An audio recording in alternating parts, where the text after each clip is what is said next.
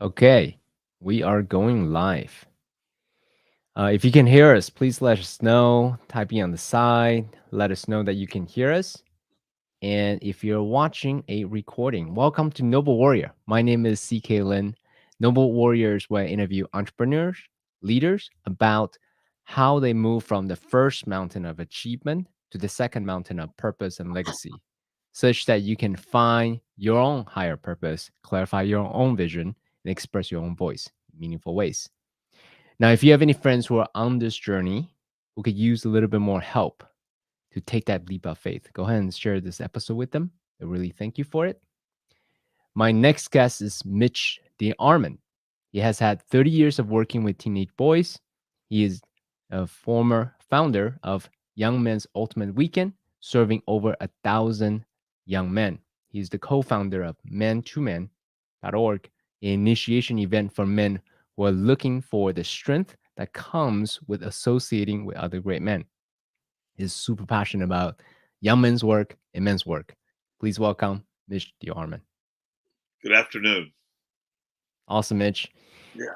Let me just say first, when I first met you, we were at a leadership retreat, and you started speaking very passionate about what you stand for, and your passion to men's work is palpable.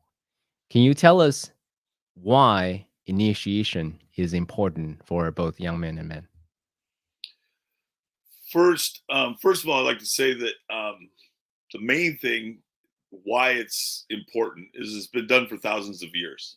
So if we just trust legacy and history, we understand it's important. Secondly, I believe that there needs to be a demarcation point where we surrender our childhood attitude and desires and accept the social obligations that our culture um, suggests that men should perform, whether that be good manners or going to work every day, whichever it's going to be, the culture decides. But there's always been an attitude that men needed a place to say, today's the day, this is the beginning, and let's go. And I think that those kind of phrases speak pretty strongly to men. And also, in the natural sense of things, uh, females have a place in their lives where it marks they're no longer children. They start their menstrual cycle. They go into it. Boys don't have that. And so the culture is made up for that by having initiations. Because if you take the word initiation, it just means this is the beginning. It starts now. And when they go into an initiatory situation, what ends up happening is you learn the social, moral, philosophical obligations of being identified as a man in your culture. And so, as those um, definitions have been altered and changed and ignored and just forgotten, um, we got a lot of young men and men wandering around kind of aimlessly, just filling in, a role of a provider without really having a connection to a much more serious social responsibility in our presence in walking down the street. Mm, That there's a way to walk down the street where you actually bring security to your neighborhood rather than you're just going somewhere. And mm. those are responsibilities of that men have always had. So let me ask you a follow-up question. You know me. I'm a Mhm. believer, right? I love men's work. I think it's deeply important. However, there was a point in my life where I didn't think gender, masculine, feminine, these type of roles or, as a little bit too restrictive when I was Okay. younger. Whereas now, today, I feel it as a very liberating, expression of who I am as a spiritual being, right? My masculine essence. So to those who are thinking about, well, men's work, women's work is a little bit too, gender roles, this type of, restrictive. We're beyond that. 2022. How would you respond to that? that skepticism or that questioning of, hey, this is a little bit too old school, like too Yeah, restrictive.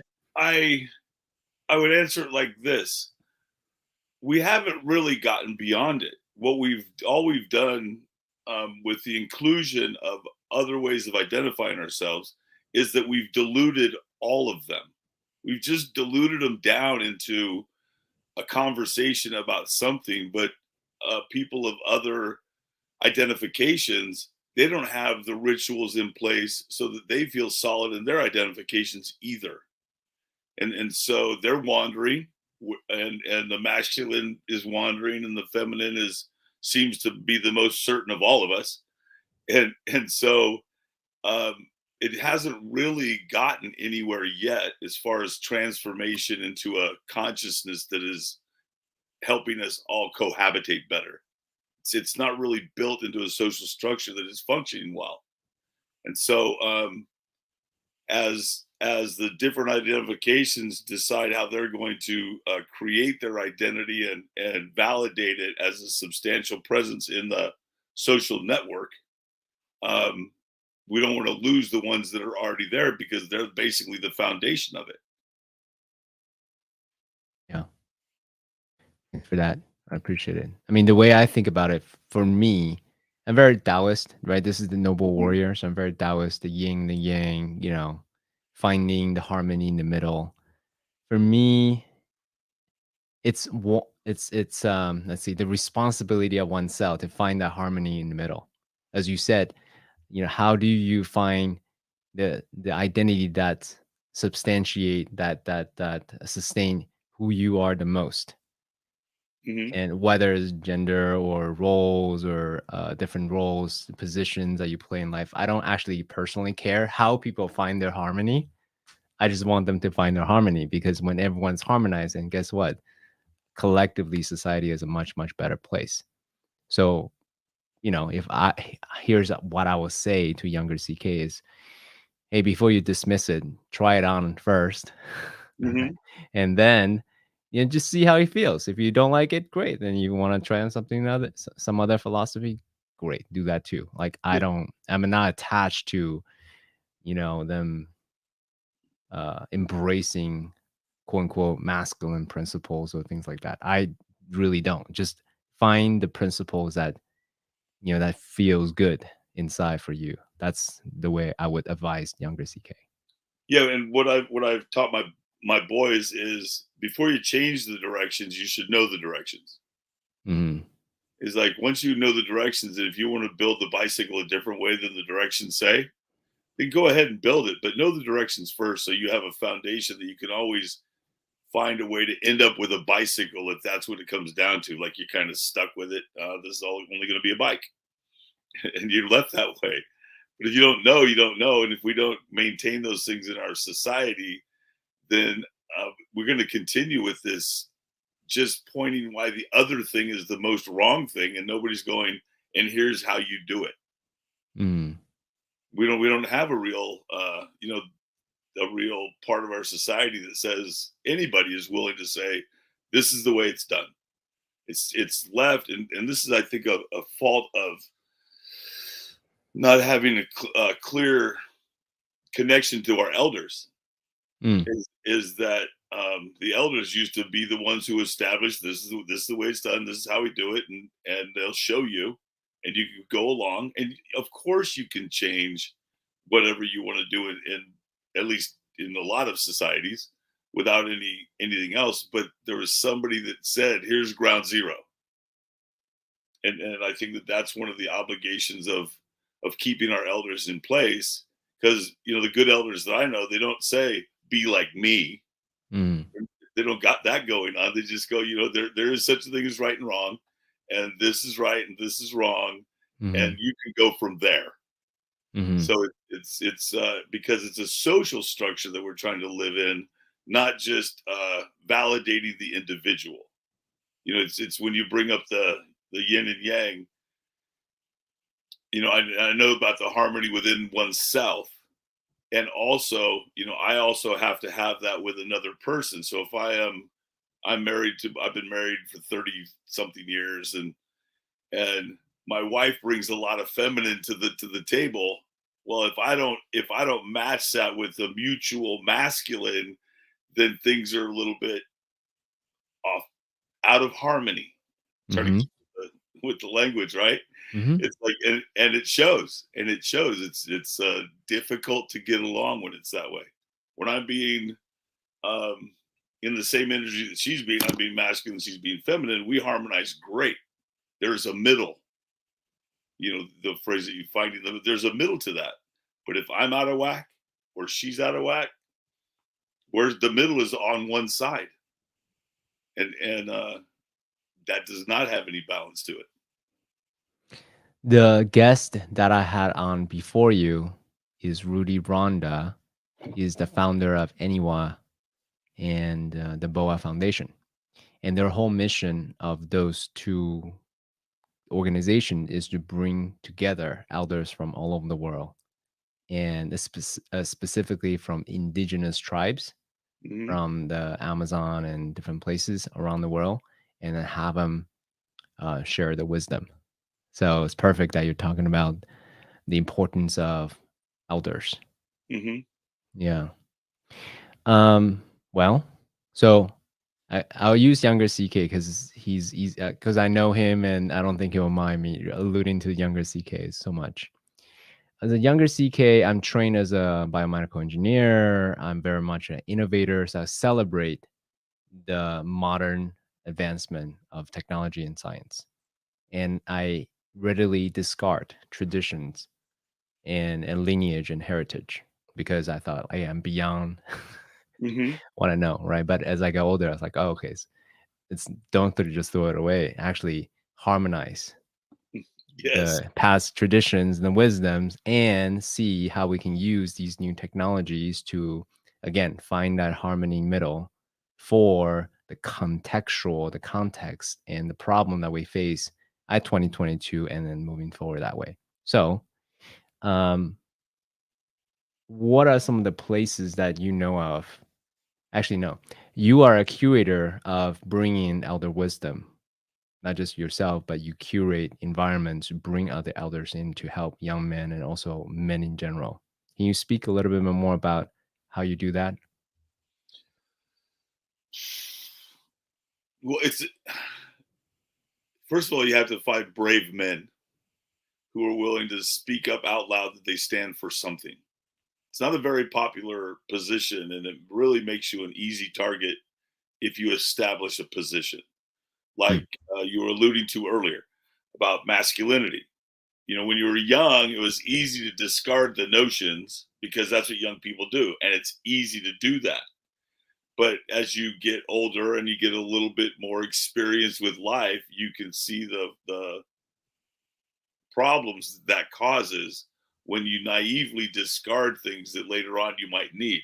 Because masculinity brings on things like initiative, the creativity that is dynamic in the work that you're doing um, comes from the masculine. say more Now, about that. Actually, can you say well, okay, so unpack that? in my version of the attitude is masculine is dynamic energy, feminine is magnetic energy. So when Mm, I'm operating in the feminine, I'm drawing energy towards myself. When I'm operating in the masculine, I'm going out into the world. I'm receiving information or putting information into the world. I'm creating something, putting it into the world. All of us, men and women, and have both.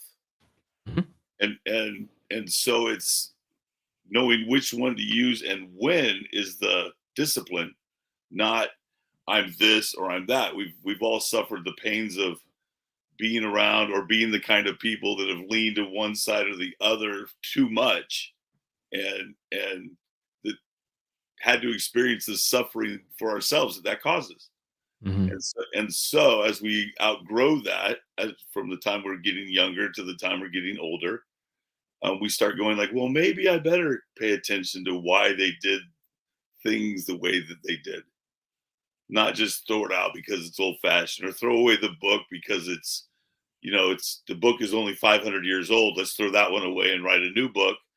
And but probably the most harmful part of it is, if we throw away everything old, where are we going to draw respect from? If we're going to put respect into the world, it hasn't been created yet in the new world. So where are you going to draw it from?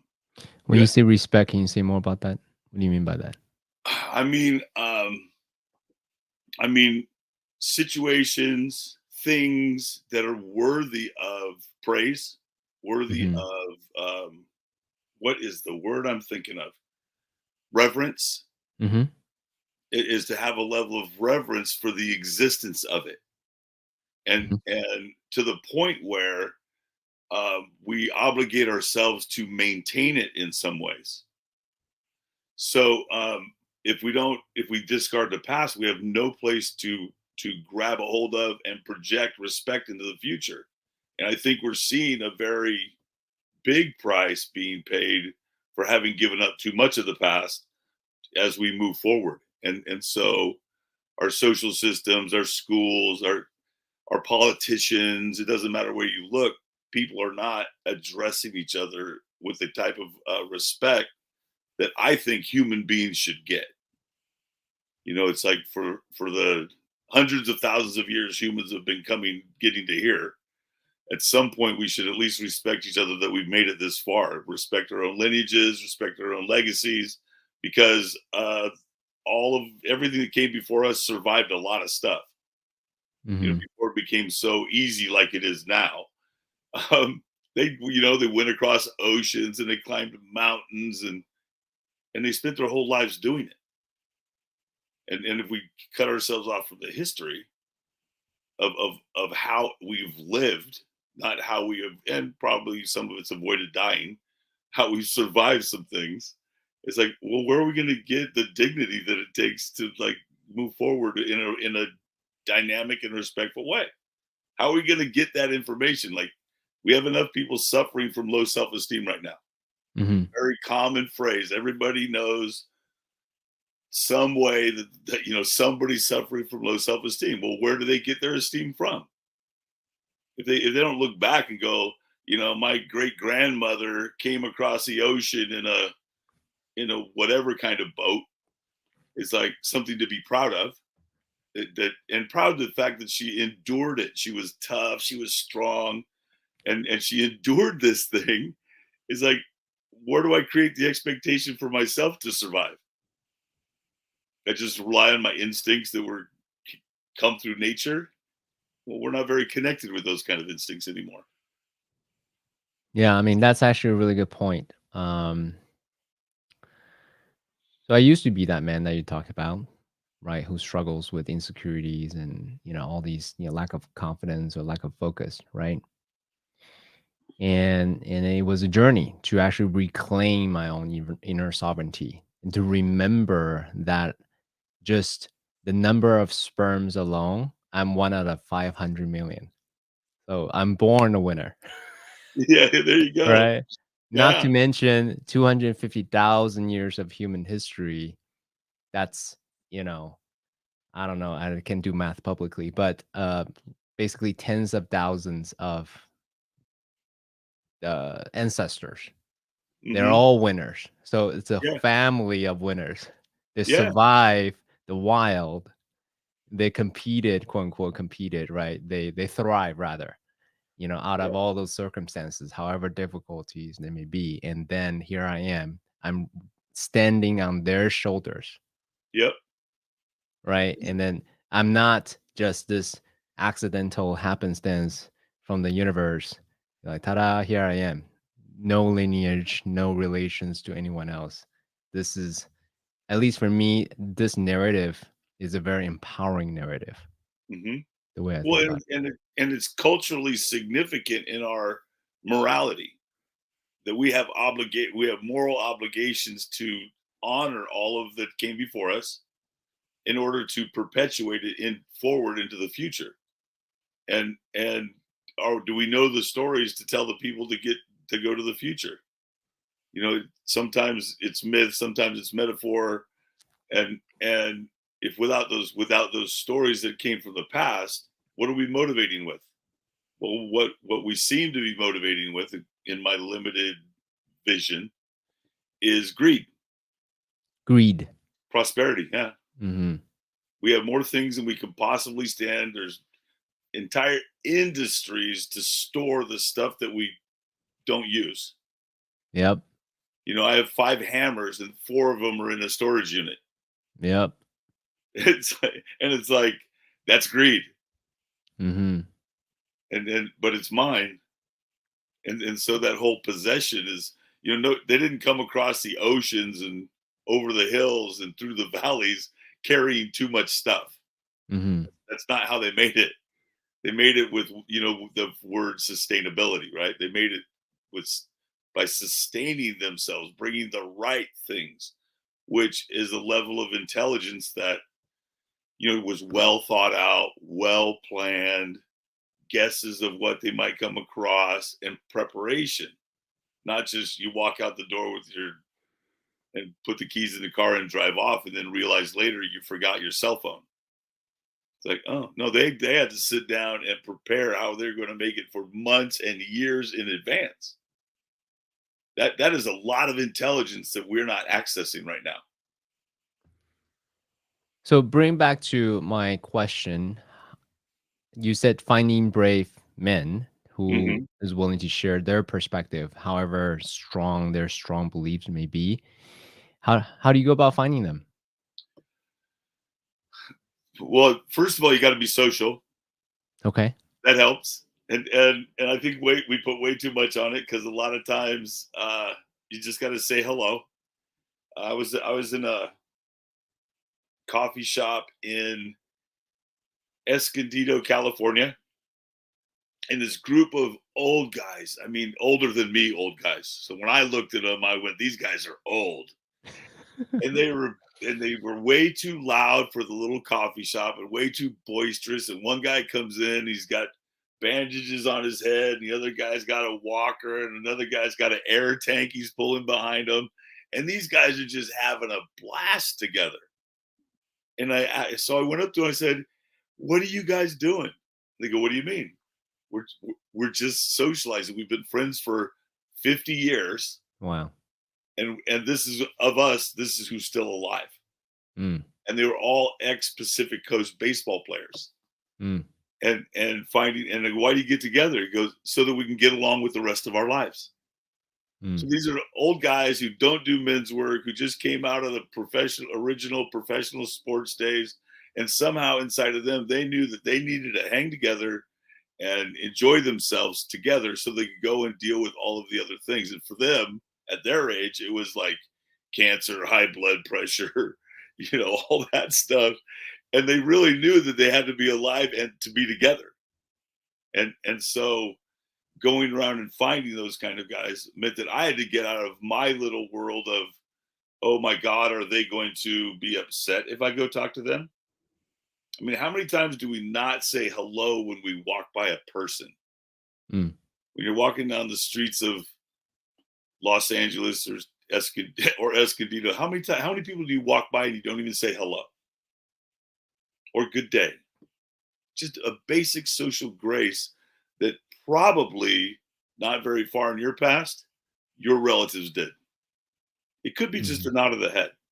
So getting beyond this individuality and with a stronger component of we're obligated to socialize, not be individuals. You're already an individual. You don't need to prove it. We can see you. And what ends up happening is we dilute ourselves with all of these definitions of ourselves. We actually dilute our identity the more things we put on it. So instead of just, it's real easy to go, I'm a man. There's only one thing to consider. It's like, but then when I start putting in ethnicity and culture and relations in the past, my ancestry and all of that stuff, all of a sudden I'm diluting down the person that you're seeing right in front of you in the dialogue. It may deepen me personally to know all those things, but to socialize, a lot of that information isn't necessary. All Mhm. I need to do is be disciplined by what I would call social grace.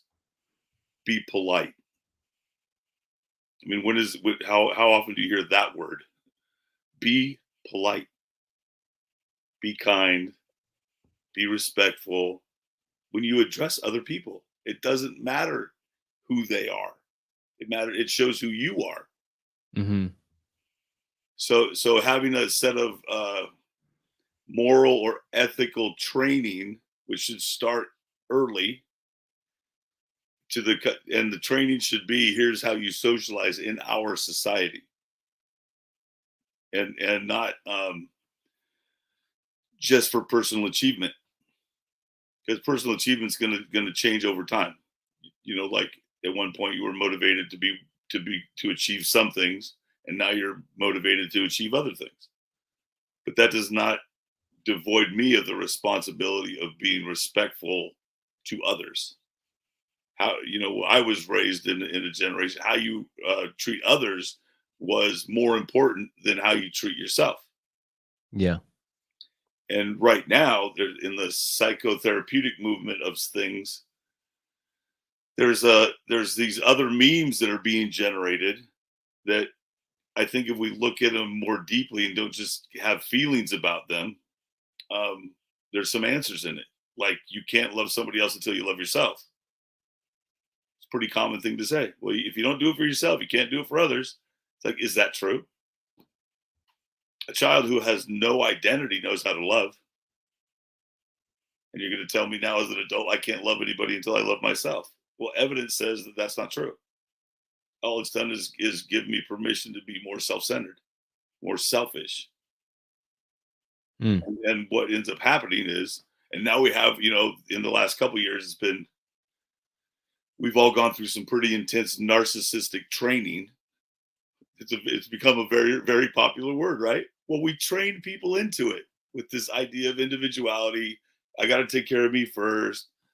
I hang around one of their things is I hang around with some people. One of their things is, you got to put the face, like an airplane. When an airplane goes up, you got to put the Mm-hmm. face mask over yourself Mm. before you do your little children that are with you. Yep. It's That's like, what they say. that's what they say. But, I don't think that whoever wrote that one was a parent. Mm. A parent is going to try to make sure that their children survive. And the amount of discipline it takes to practice putting yourself before your kids is, I haven't done it yet. Mm. I haven't been able to put myself before my children. Are you always this way? Am I always this way? Yeah. Selfless, as in other first before Well, self. I think it's a part of nature. Actually, Mm. I don't think it's something that a human who is the word authentic. Well, Okay. to be authentically human is, you have to take care of the future. You have to take care of these little ones that need to survive. Oh, I don't mean your kids. I mean just in general. Have I You, always been this way? Until yeah. when I was Being, younger, no. When I was, it's the same thing that you were talking. When you were younger, you thought a certain way, discard certain things, and it really, sheds the skin of being a child into being an autonomous or independent being. And then when you deal with the loneliness of that, you have to start connecting with other people, and you start practicing other things. In schools and stuff, it's, in the elementary school, we were taught to be considerate of our friends. Be considerate of others. How is it going to affect the other person? We weren't taught, how does that affect you? We weren't asked questions like that. We were taught, mm. how are you affecting them? Which is really the measurement of power. Say more When, about that. What do you mean? well, when you can take responsibility for the impact you're having, not just have an impact, you can take the responsibility of intention. I know I want to have an impact. Here's what I'm going to do to have the impact. Here's the expected results of the impact that I'm having. And here's what I want done with those results. Am I willing to sit back and consider all of those things prior to me just jumping in? Am I willing to make a plan? Am I willing to try to get as honest as I can with myself that I do have intentions? Because that's an adult attitude. That is the attitude that you start adopting once you're past the years of innocence. Everybody has an intention. Everybody. All the time. Everybody has a purpose. All the time. Can they be honest with it? Because sometimes when I was quite a bit younger anyway, not that much, but getting honest with what my purpose and intentions were was a little bit embarrassing in how selfish I am. Mm. It was a little bit revealing about how much of everybody else I did not really care to connect with. I just wanted to have mine for my comfort and my pleasure, and everybody else, I'll be as polite as I need to be. Mm. But doing it as actually as a virtue of character,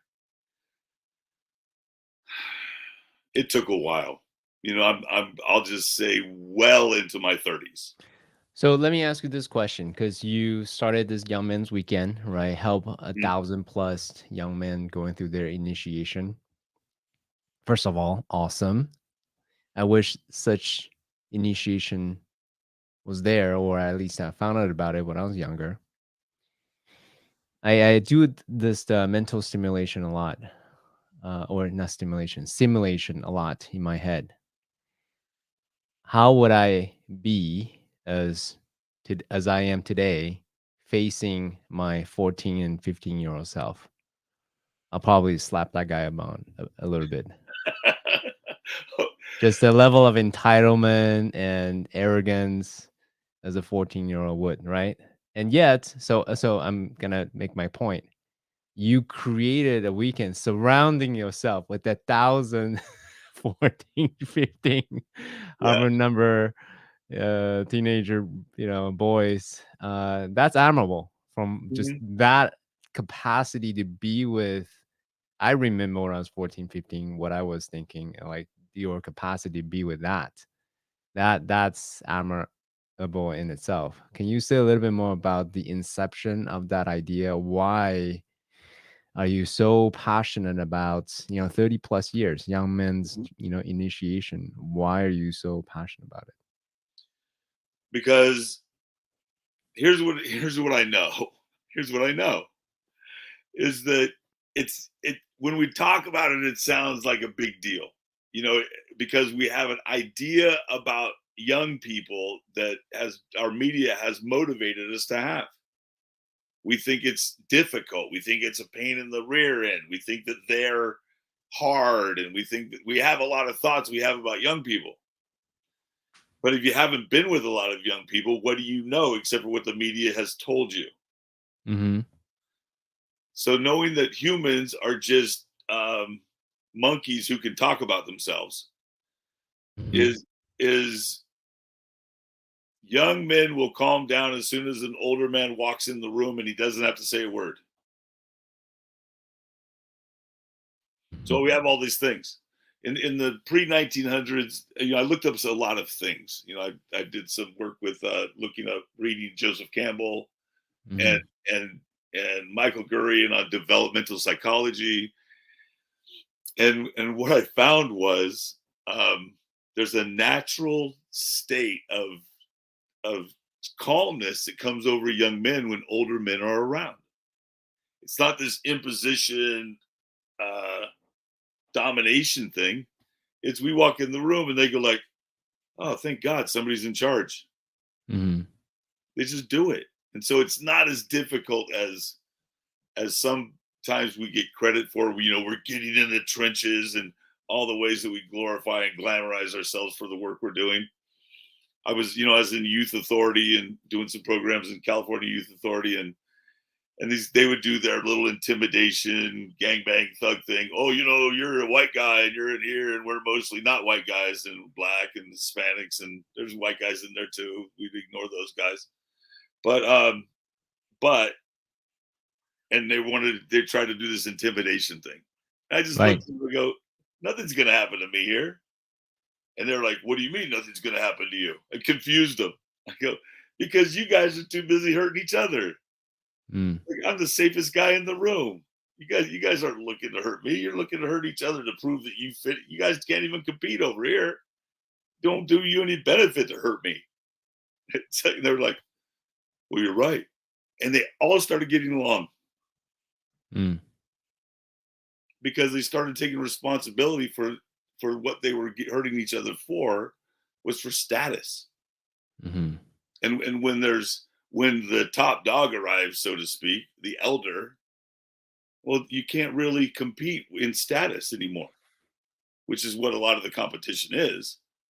A lot of the competition is a position of status, a position of prestige, instead of like I'm the top dog. Well, an elder comes walking in, and it really doesn't matter what race the elder is. Doesn't matter if it's some 90-year-old person of black African American person who's walking in, I'm gonna calm down.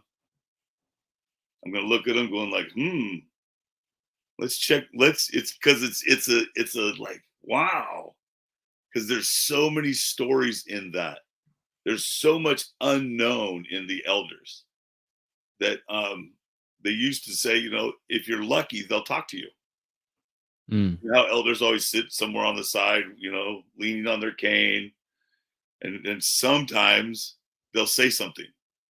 And, Mm. and if you're smart, you'll listen because they'll tell you things that are coming to you in your life. You're going to have to face pretty soon because nobody's getting out of this thing without facing most of the same stuff. We're all going to face disease and illness and death, and they've already done it. Their experience is so far beyond, which is why they seem so wise because they have all the experience. It's not a trick. We sometimes it's not a trick. It's like they've lived life. They've gone through things, so they know stuff. And so that's why I think the connection is so important. Is because people do not need to get themselves in as much suffering and as much pain as they get older. As people who are individuals suffer a lot. They suffer isolation, loneliness, sickness more often.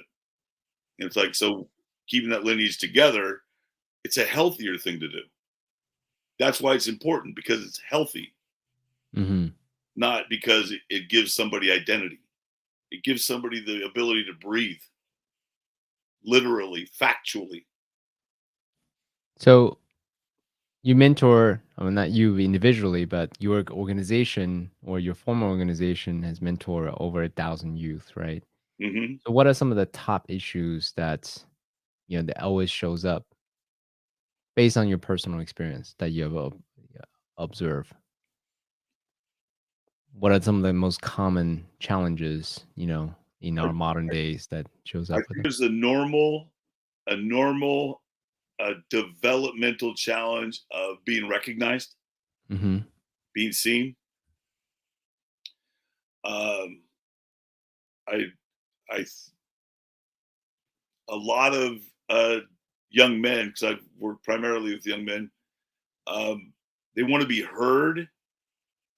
Uh, but what goes along with that, there's a bit of shyness in them because they don't want to embarrass themselves when they're being heard, Mm. and they want to be respected for what they're saying, what they're thinking, and and if we don't take the time to listen to them,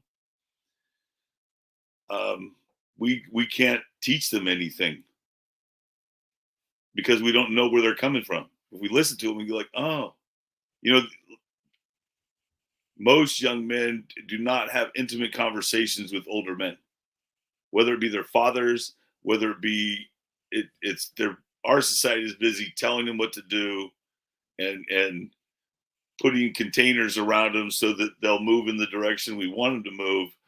And whoever knows what a young man wants besides food, because they're always eating, but it's like, what would have you ever heard very many young men, especially men of less opportunity, Mhm. uh, even be in touch with wanting anything?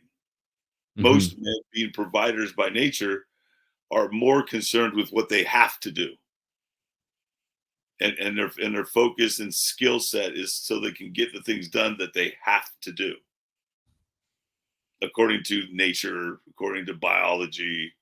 They have to do some things, and all those things get mutated in time. But because we have a lot, we have groceries and things. They don't have to hunt every day. That that used to take up a lot of time.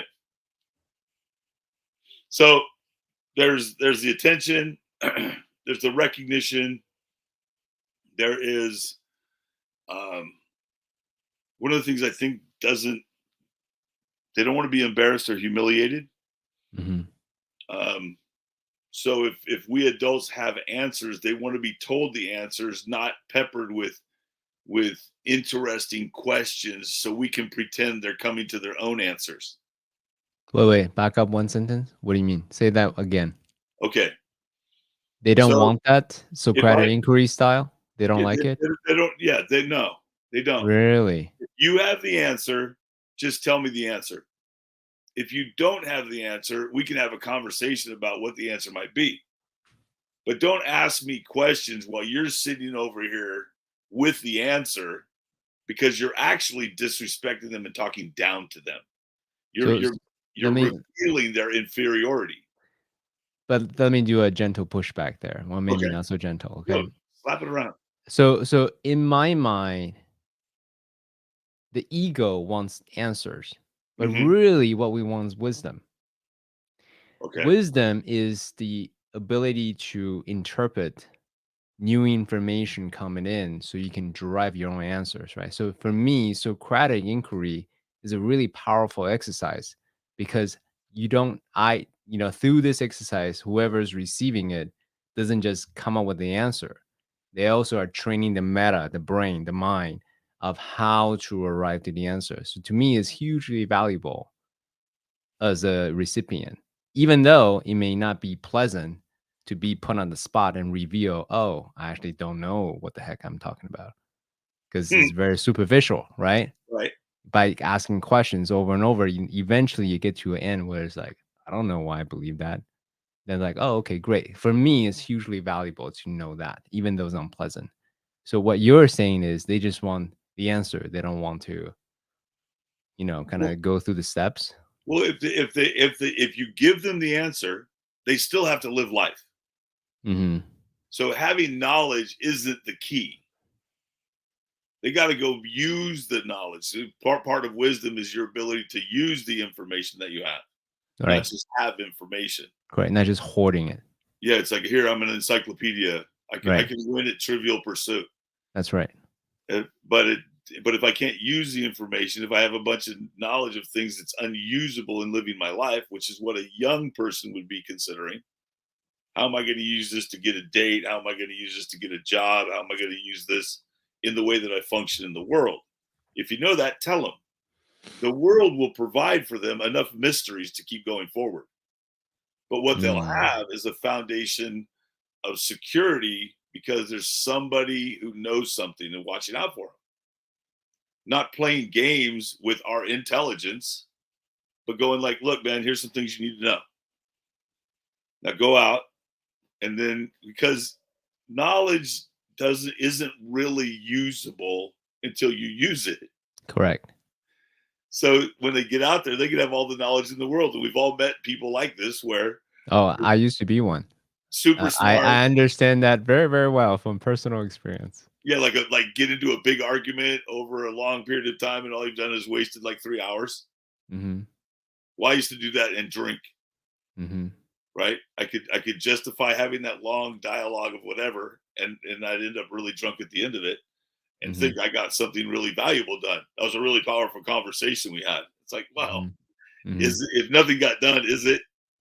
I Mhm. feel smarter, or I feel dumber. Doesn't matter. We didn't do anything. We just talked. We just made noise while we drank. So they're going to get a chance, if they're lucky, to go out and independently approach their lives and have to recall the information. That's intelligence. So let me follow up there because I'm not sure I agree with that point of view, and here's why.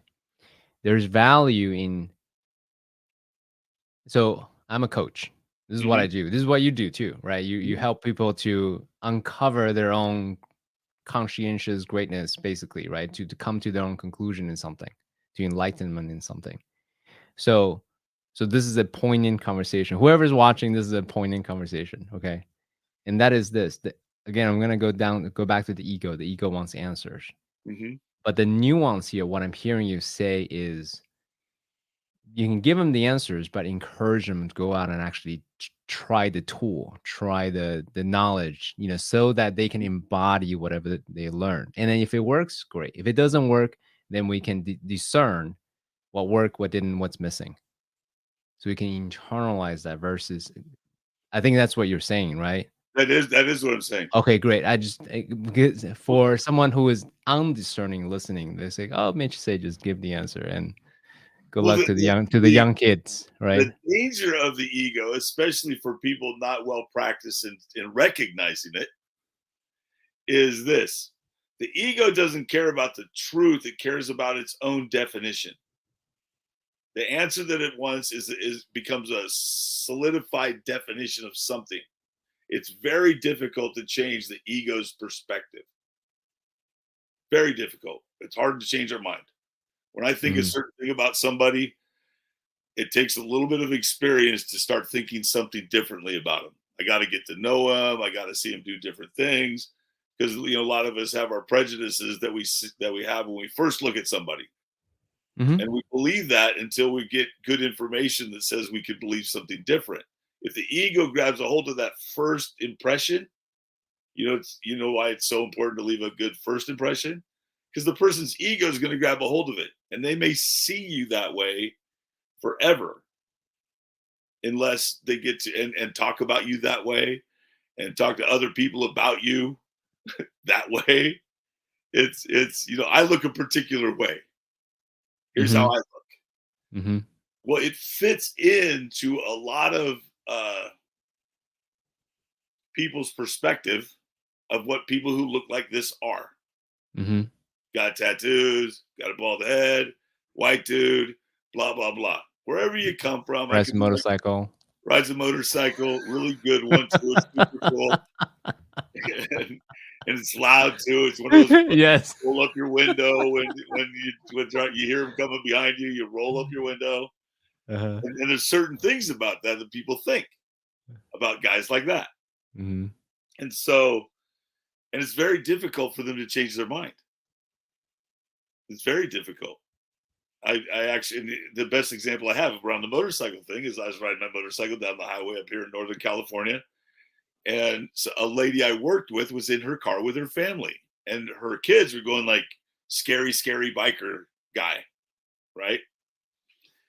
And she was like, yeah, she was co-signing the entire prejudice that they had going on in their car. And then they got next to me. I looked over and we recognized each other from work. We were working with homeless at the time in downtown San Francisco. And she looks over, she goes, "Oh, he's okay. That's just Mitch." Because I'm a pretty happy-go-lucky guy a lot of the time. I'm laughing a lot. I smile a lot. I joke around a lot because for me, life is too difficult not to. It's like life is serious enough without me taking it too seriously. Like there's enough things I got to do. So getting out there, but it's the exact example of here's all these prejudices that we have. The ego's held onto it and we get joy out of when the ego makes a shift. If we're a little more lighthearted, there's a commercial on television for Mercedes-Benz, and it shows all these bikers with their bandanas on and riding in their loud bikes. And they pull up next to the Mercedes-Benz, and all the bikers cower in fear. Oh, it's the Mercedes guys. And it was just a twist of a prejudice that became humorous.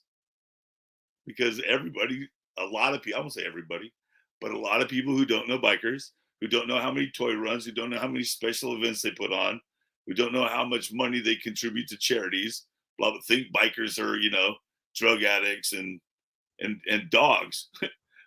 And there's a fair number of those. I don't want to make light of the truth. There's some troublemakers out there, but in general, most guys on motorcycles aren't. They're just family guys going out for the weekend. Has nothing to do with how the ego grabs a hold of something and projects onto it based on some other belief that we have. Yeah, the former CMO of Chief Marketing Officer of Harley Davidson was on the podcast.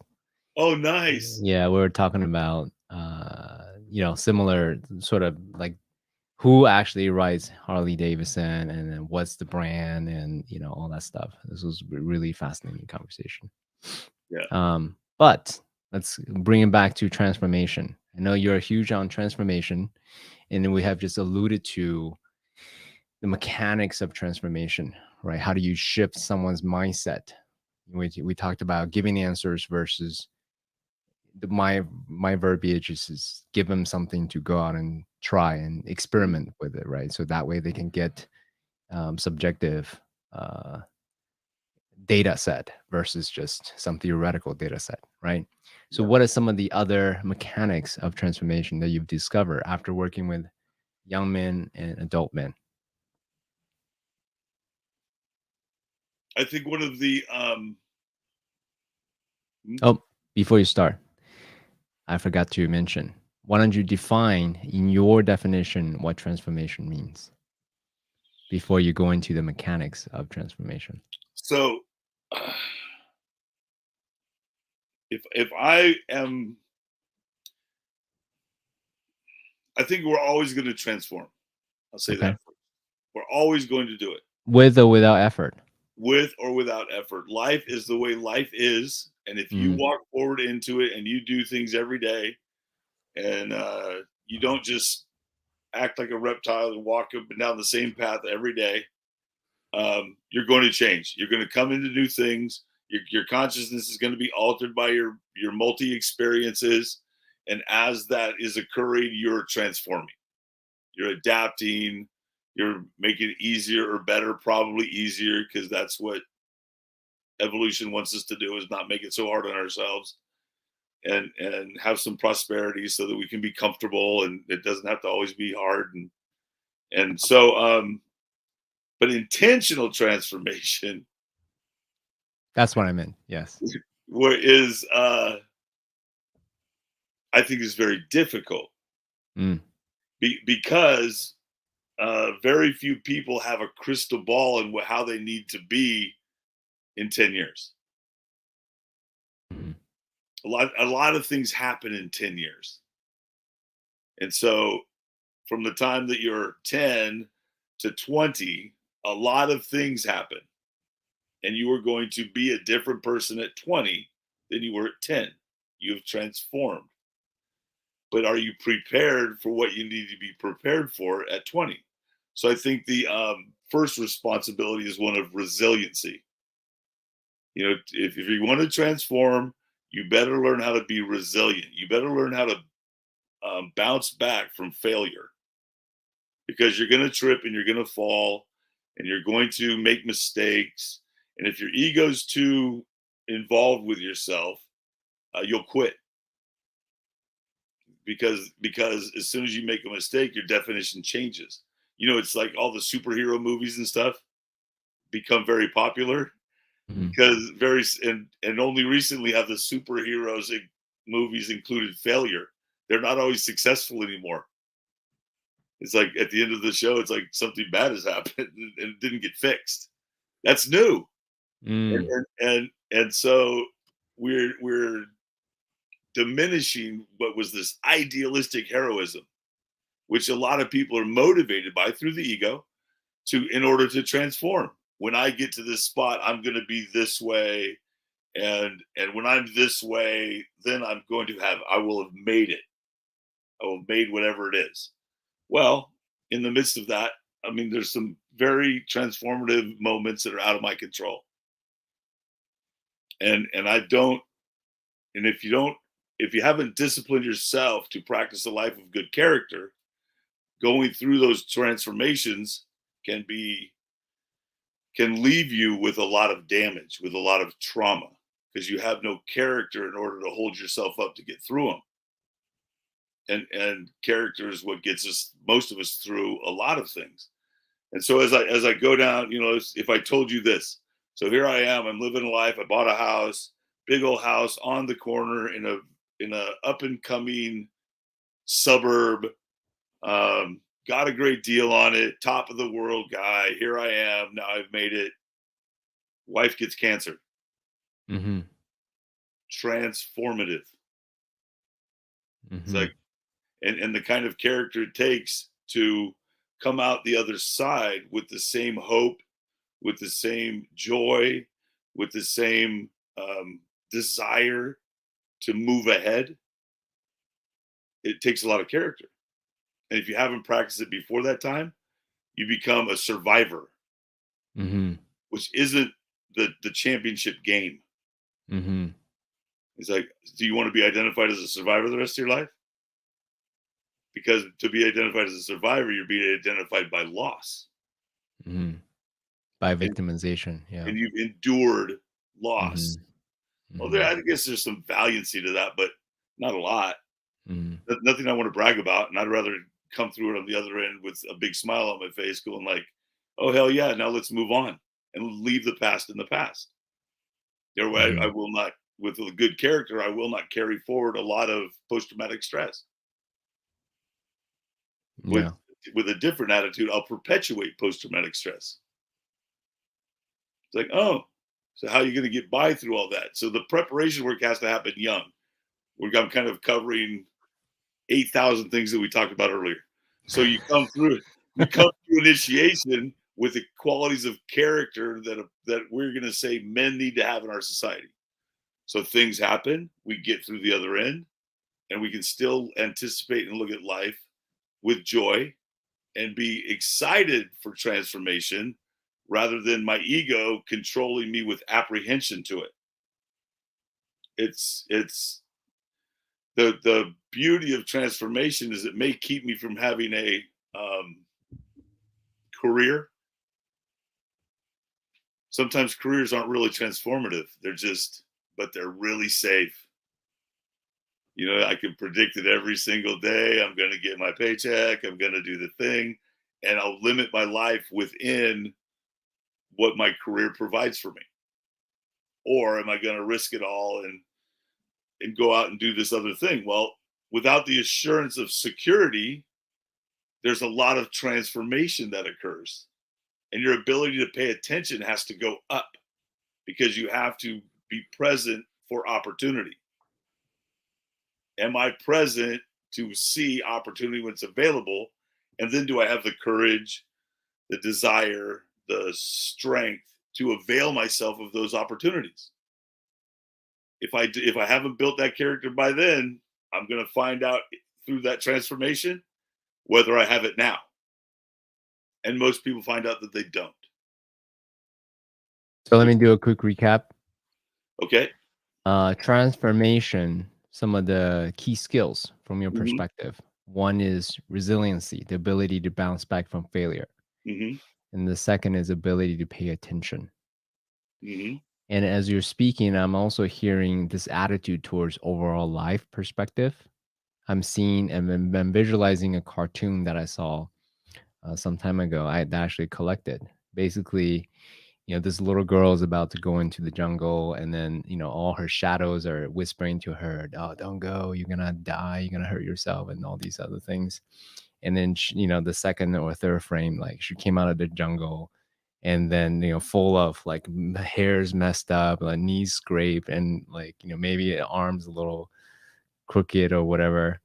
And then she said, "Oh, that was hell of an adventure." That's the visual that I saw, is Mm-hmm. just really treating life and as a whole adventure. How can we make our life an expression of our inner joy, right? Keeping that optimism, keeping that fire alive. There's a reason why this podcast is called Noble Warrior. Noble as in our highest self, highest character, Mm-hmm. and then warrior is that warrior spirit, right? The adventurous spirit, the striving, the mastery to that. Hence, noble warrior. Yeah, and when I hear the term noble warrior, what it also goes in my mind is in maintaining a level of dignity and self-respect as you go through it. Part of Hmm. nobility is these are hard times, and transformation is going to be difficult. You're gonna be altered. You're gonna go through experiences. They're not all gonna be easy. But can you maintain your social obligations of discipline and respect for others while you're going through it?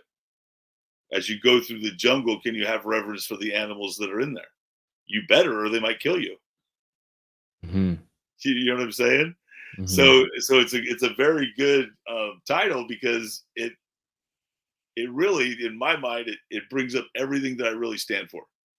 Is that the quality of character of a person can be transcendent through a lot of our social situations, economy, health. A lot. Those are the people that we recognize who maintain their dignity as they're going through whatever they got to go through life. I think Hmm. that's why there's a lot of self discipline in a lot of like martial arts. It's like, yeah, it's really hard to maintain a level of dignity when somebody just hits you in the face and you're expected to. Hmm. It's part of the standard to not let your emotions get you so carried away that you make yourself vulnerable. Okay. Let's actually talk about that a bit. Let me do a quick recap and let's talk about Hmm. the emotions part. Okay. So some key mechanics of transformation skills slash mechanics of transformation, resiliency, one's own dignity, your ability to stay noble and dignify as you go through adversity, ability to pay attention, and then self-discipline. Yeah. Yep. Okay, great. Well, and I think when going through adversity, we got to put courage in there. Bit more about that. Well, as soon as you understand that adversity is on the horizon, you have to make a decision whether you're going to brave it out. Are you going to keep going forward? Because you know it's going to be difficult. It's like, do you have the Mhm. courage to do that? Do you have the are you prepared? Are you internally strong enough? Are you mentally strong enough? And the answer for most of us is we don't know. Are Mm. you willing to go ahead anyway? That's courage. I'm pretty sure I can make it. I got the heart for it. I'll do it. It's courage comes from the word heart. Mm. It's like, oh, the core is the heart. It's not the heart isn't this soft, gooey thing filled with juicy emotions. The heart is this thing that is tough that keeps beating your whole life and gets you through everything. And some of that stuff's been turned around too. Like Richard the Lionhearted. Well, he was Mm. known for his bravery, not for his romance novels that he talked about. So here's one distinction that I realized uh, very recently, that if you think about transformation, the mechanics of transformation, let's say, right? There are tons of books that offer tactical things. There are fewer books that offer strategies. There are fewer books still that offers principles. There are fewer books still that really help people discern their identities, right? A la men's work, like this type of things that we talked about. But at the foundation of it all, in my mind, is faith in one's own ability, faith in one's place in the universe. So a huge part, I believe, the root of the kind of work transformation, it's all of these things aside, it gets down to the faith in oneself and one's place in the world, in the universe. If you don't have that as the root, you can have the best of all the tactics, the strategies, the narratives, and everything. Boom, boom, boom. And you can even have great results in life. You're not gonna be very stable. Do you Hmm. have any comments about that? Well, yes, of course. Mhm. Faith is also a transformative thing. Your faith transforms as you use it. Like you have faith that you can get something done, you go risk it, you take care of it, you get it done. Your faith deepens in yourself, in your abilities, that pushes you to the next thing, right? Because if you're an evolving creature, you're going to be looking at the next thing to, okay, now what do I got to get myself into? I'm transformative now. I'm getting myself into things. I'm consciously, intentionally getting involved. And so then I risk the next thing. And what you're risking is mostly your ego. Mm-hmm. And so you get in there and you do the next thing and you keep on going, and then you fail. And you got to go through the humiliation and the discouragement of failing, and then you have another decision to make. Have I gained enough faith yet to keep going? Or some of us, will go and we'll go take a class at the local college or something to try to build our faith up in our ability to move forward. We'll take another course. We'll go to another event. We'll do something to strengthen ourselves to gain the courage to continue forward. And so faith is also a part of it. Is a I don't know how to say this, static and transformative quality. There's the foundation of faith, but that faith is always moving with the transformation. And I don't think that we take enough time, and we can find it from our elders. Really, is their faith is normally really deep and really strong, and they don't sweat a whole lot of stuff. Yeah. They don't get as carried and concerned. Well, they know why. They've been through these things. When we're younger and we haven't, our faith is a little shaky. Sometimes it takes a little bit of faith and a little bit of egotism to get us to move forward. Mm-hmm. And at some point, the ego gets slayed. Mm-hmm. And hopefully, you have enough faith to not just cave in or surrender to a kind of a mundane, average kind of thing. If you're the person who's motivated by transformation. Mm. I think there's the maintenance people of the world too that we really need and are super important to keep us all grounded all the time. The people who stay home, do the work, mow the lawn, take care of business. They give us a foundational uh, structure to life that we always know there's this other thing that's not going to change on us. And I think that there's those people too that we need. It's not all about adventure and going out there. For some of us, it seems to be. But for others of us, it needs not to be, because we build faith from what they're doing too. Mm. Sometimes we're So afraid to go there. Sometimes we're glad that they're there, so we have a place to land when we crash. yeah. So what I'm hearing, and I'm so appreciative of this conversation, specifically about this part. Where do you how do you dimensionalize faith? And then what you just pointed to, let me give it back to you what I heard. Okay. So one is the ego, right? Could be bravado or posturing, right? Believing oneself, even though there's no evidence. One is you can borrow it from your elders, right? Their faith in you is so strong, such that you like, okay, maybe because they believe in me, maybe I could do it.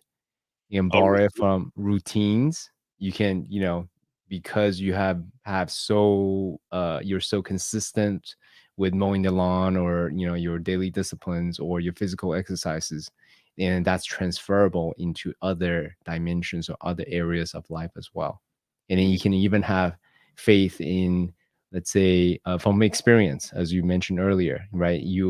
These elders just have been so well attuned through the different adversities of life, such that they know that they're strong enough to get through future adversities as well. So they're not as fragile as someone who's 2 years old, as an example. mm-hmm.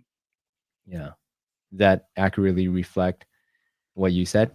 Yes, but I'm not sure I understand how you're using dimensional. Um, Different cuts, right? How do you deconstruct different parts of faith, as an example? A la different parts of Mitch, right? I don't Dimensionalized I Mitch. don't think that you can. I don't think it can happen. Say more about that. What do you I mean? don't think you can deconstruct faith. Faith is a creation, and it perpetuates. Okay. And so you can see how it was built, but it keeps building. Mhm. If it doesn't, then you become static, Mhm. but you've still built yourself to the point of being static. If you've disciplined yourself and your character, you can maintain the static condition. If you haven't, then maybe you'll start falling apart and having to realize the truth about yourself isn't what you believed it was, and therefore the ego is deconstructing, not your faith. Well, the last three sentences was very abstract. Could you simplify it a little bit? Say it again. Okay, so your experience is your experience. You're Okay. growing in faith and confidence, and as you're going, because you're achieving certain things, you're getting through other things, you've endured some things, Yeah. so and your faith is growing. Yes. That can't be taken away from you. Okay. You can't lose that. Okay. What you might lose is your definition of what all of that means about you. That would be your ego deconstructing, not your faith deconstructing. And if you can't distinguish yourself separate from your ego, you're going to be in trouble. I see. So hold on. You just use a couple. Okay, in my mind, what you just said is what happens. What happened? Hmm. Those are facts. And then there are the stories and interpretations and narratives that your ego or whatever came up with, and those are very malleable. That's what I got so far. And then so Yes. this, what happened is what happened is when not changed, but the stories are very valuable. Not valuable, malleable, changeable. That's what I'm hearing. Yes. Yes.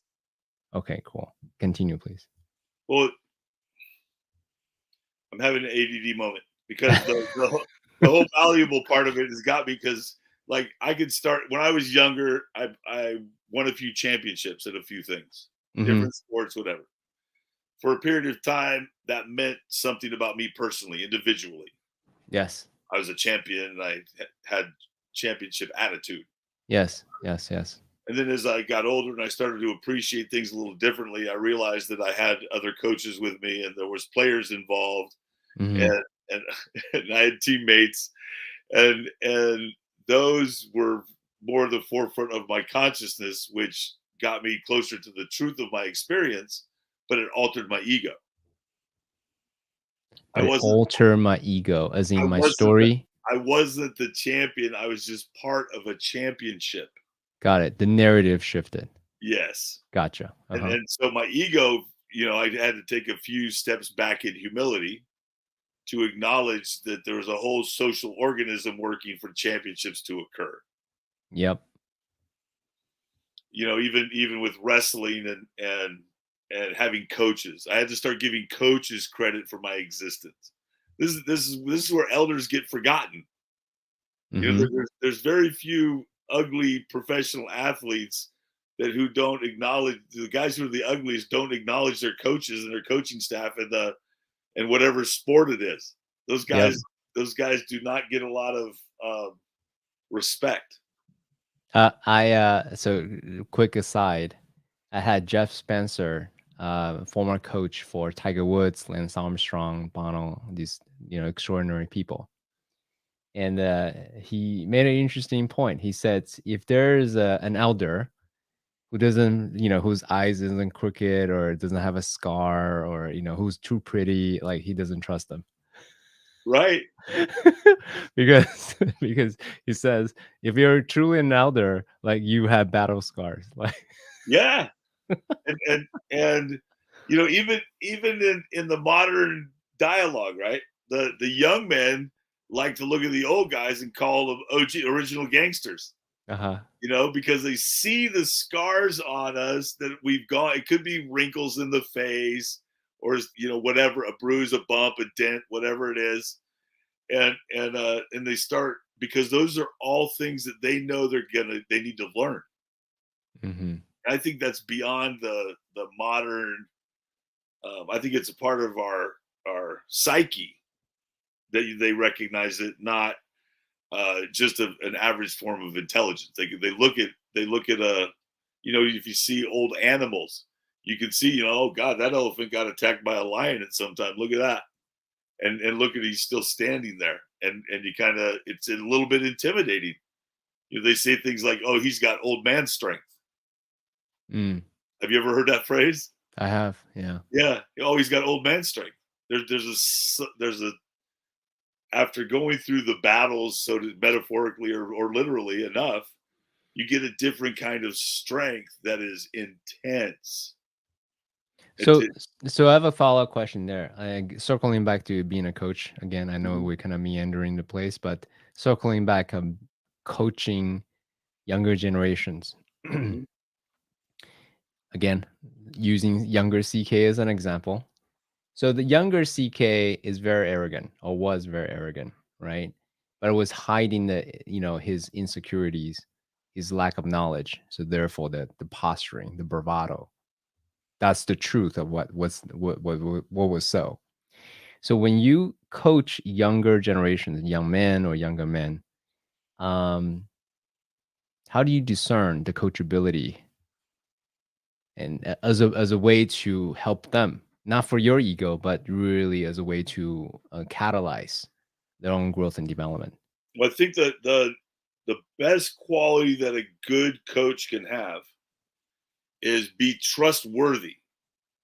That a good coach themselves are disciplined to the point where they're predictable, they're easily understood, and that becomes a more solid foundation for the young person to take risks.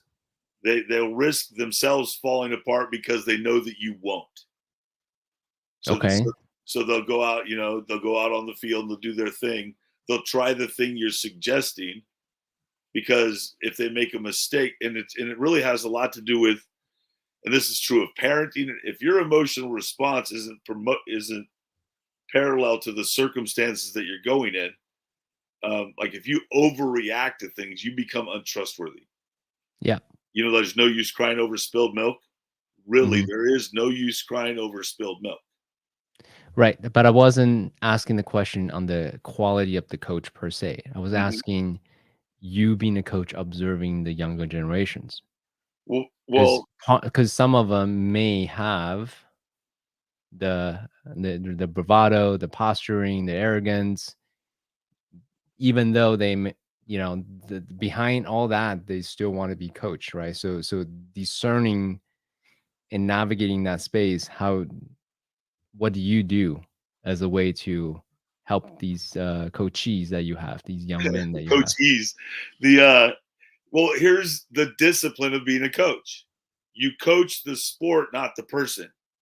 Mm, You make sure as a coach that they get all of the attention and exhibit all of the skills that you're coaching. mm, So whether they're arrogant or not isn't the coach's issue. If it mm, doesn't uh, have a negative impact on the rest of the team, if their arrogance and attitude is a negative impact on the team, then they don't belong there. mm, And you have to have that conversation with them, that their position on the team is more important than their name. mhm. We need you to perform these skills. I trust, and I'm going to show you how to do those skills. And if you do it better than anyone else, you're going to start. Not if you Interesting. talk about it. You're going to be the starting lineup guy, and I'm going to coach the skill. Your personality in that Well, is transformative.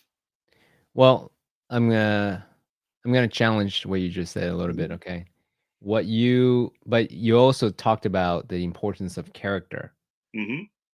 To me, a arrogance is an expression of one's character, right? Yes. So, to be a leader of their team, they must have great discernment, and great discernment comes from character. So, when they're arrogant, it shows to me as a coach that they're not of the highest discernment. You know what I mean? Yes. So yes, coach the mechanics, the sport, no Mhm. problem, but who they are actually speaks way louder than the mechanics of the sport. Yes. I agree with everything you said. The element that needs to be included in that is this is a young person, not developed. Mm, So them coming forward with all of this stuff is what they're coming forward with right now. I trust mm, in their transformation and what really humbles the arrogant person is when they understand the responsibility of their position. It's like, so you can come in all arrogant and stuff, but you have a responsibility to the entire team to perform, not talk about yourself, not tell everybody how great you are. You can do all that too. I don't care. It does not. It's not going to get you to catch the ball. So if you don't perform at that level, then you are going to be humiliated.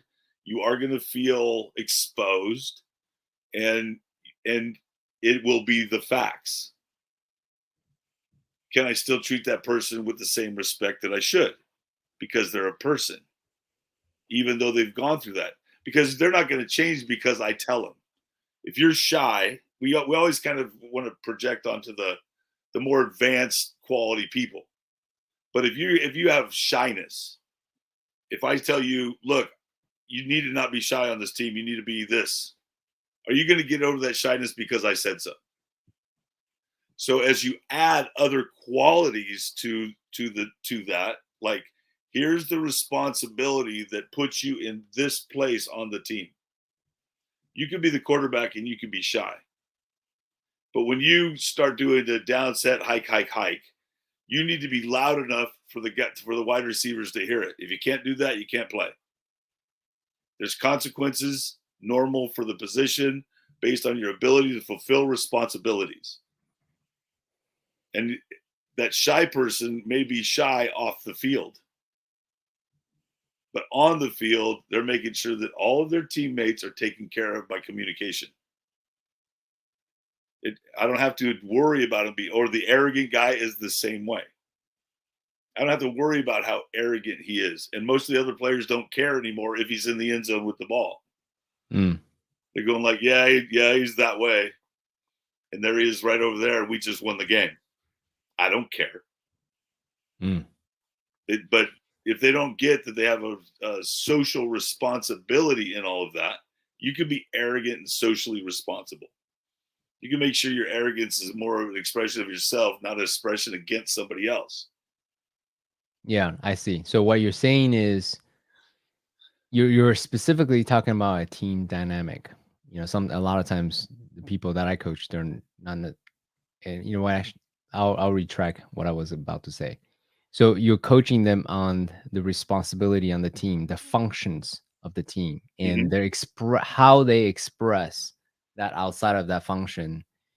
As a young man specifically, you don't quite coach them on those expressions. You don't want to curtail their expressions, whatever that may be. Shy, arrogant, doesn't matter.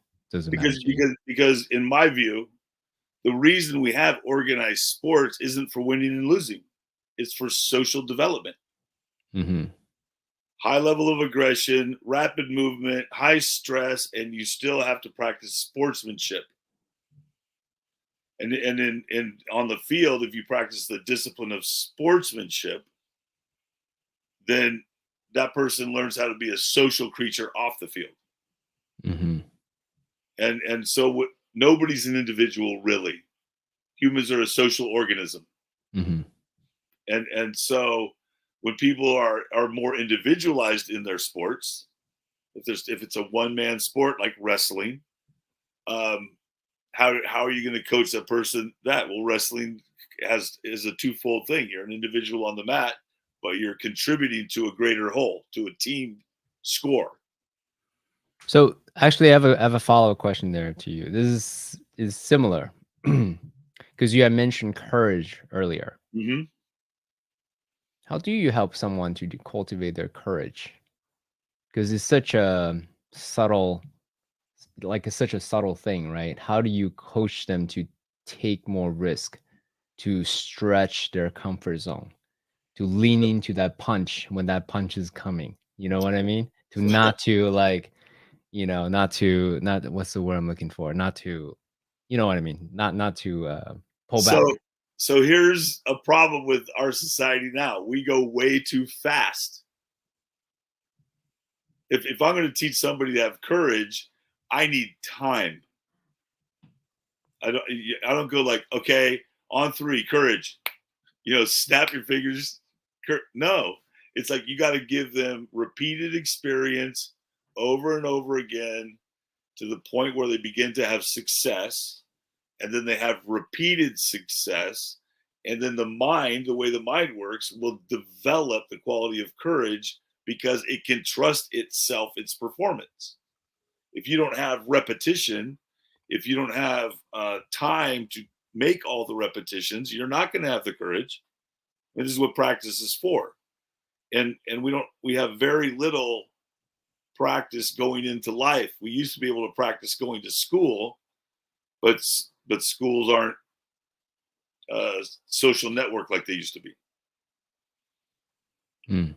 It reminds me of a boxing coach I had once, because my natural response when I first started learning boxing, I probably still the same way, is to, when the punch comes, I would, do this, right? Versus actually just hold my ground. Versus, so he said, you're being too scared of the punches coming your way. And then he started the tapping of just boxing gloves on my jaw, super lightly. And then over time, bigger and bigger, heavier and heavier. Then eventually I get used to it. I'm like, oh, okay, this is not as bad. I don't have to be so scared of the punches coming per se. So effectively exposure therapy, right? There you go. There you go. Yeah, and it's the same it's like when you have really little kids and they're practicing. I like to coach football because there's 10,000 things and the consequences are immediate. And it takes them a while to get used to the pads will work. So like where it'd be a normal response if somebody's going to hit you and you have no pads on that you'd want to be covering up and on all that. Well, it takes them a while to really, they realize that their pads become tools, not just to get a job done as much as something to protect them. And it takes time. In some cases it takes months. In some cases it takes a couple of years. Some kids, when you get to be around the same young people over a period of a few years, you really get to see transformation. Because their confidence level goes up. They trust their equipment. That was one of my big things, is we always want to provide equipment that they can trust, because then they can focus on the game. And so the security, providing as much security as we can so that the leaps aren't too big. And I think we're seeing a lot around the world anyway, the point where people don't even get the opportunity or time to transition, and they're breaking down, but they got to do it because they actually know what it is they're trying to survive. Very few of us get to have the example, and gratefully so, of if I fail, I die. I might get hit. That's one thing, but if I fail, I die. And the motivation behind that is a much deeper place than most of what we're talking about. So in our modern times, so we've been using sports analogy to illustrate this. You said that the importance of having the right tools to cultivate trust, cultivate faith, cultivate courage, right? In oneself, with your teammates, with the game, society as a whole, and so forth, right? So broaden that further. The work that man to man does cultivate all of that, but in a different arena, different domain. So what are some of the tools that you have developed, found, curated, put together to offer courage, faith in oneself, community, brotherhood, right? So people can thrive, not just survive, but thrive in 2022. So me personally, I don't go to the thriving spot with anyone. That has got to be their own personal motivation. So if they're willing to take responsibility for that, they can keep pushing themselves forward. At Man to Men, the maintenance part of life is what we're dealing with. We're dealing with the trustworthiness of men being there for each other, regardless of the conditions. So if you just came back from the championship, or if you just had a serious illness, or if any of those, everything in between. Men need to be together. If you need to rage or if you need to grieve, we need to create environments where those things can go on, so that you can leave those environments and go out and do the rest of the social life.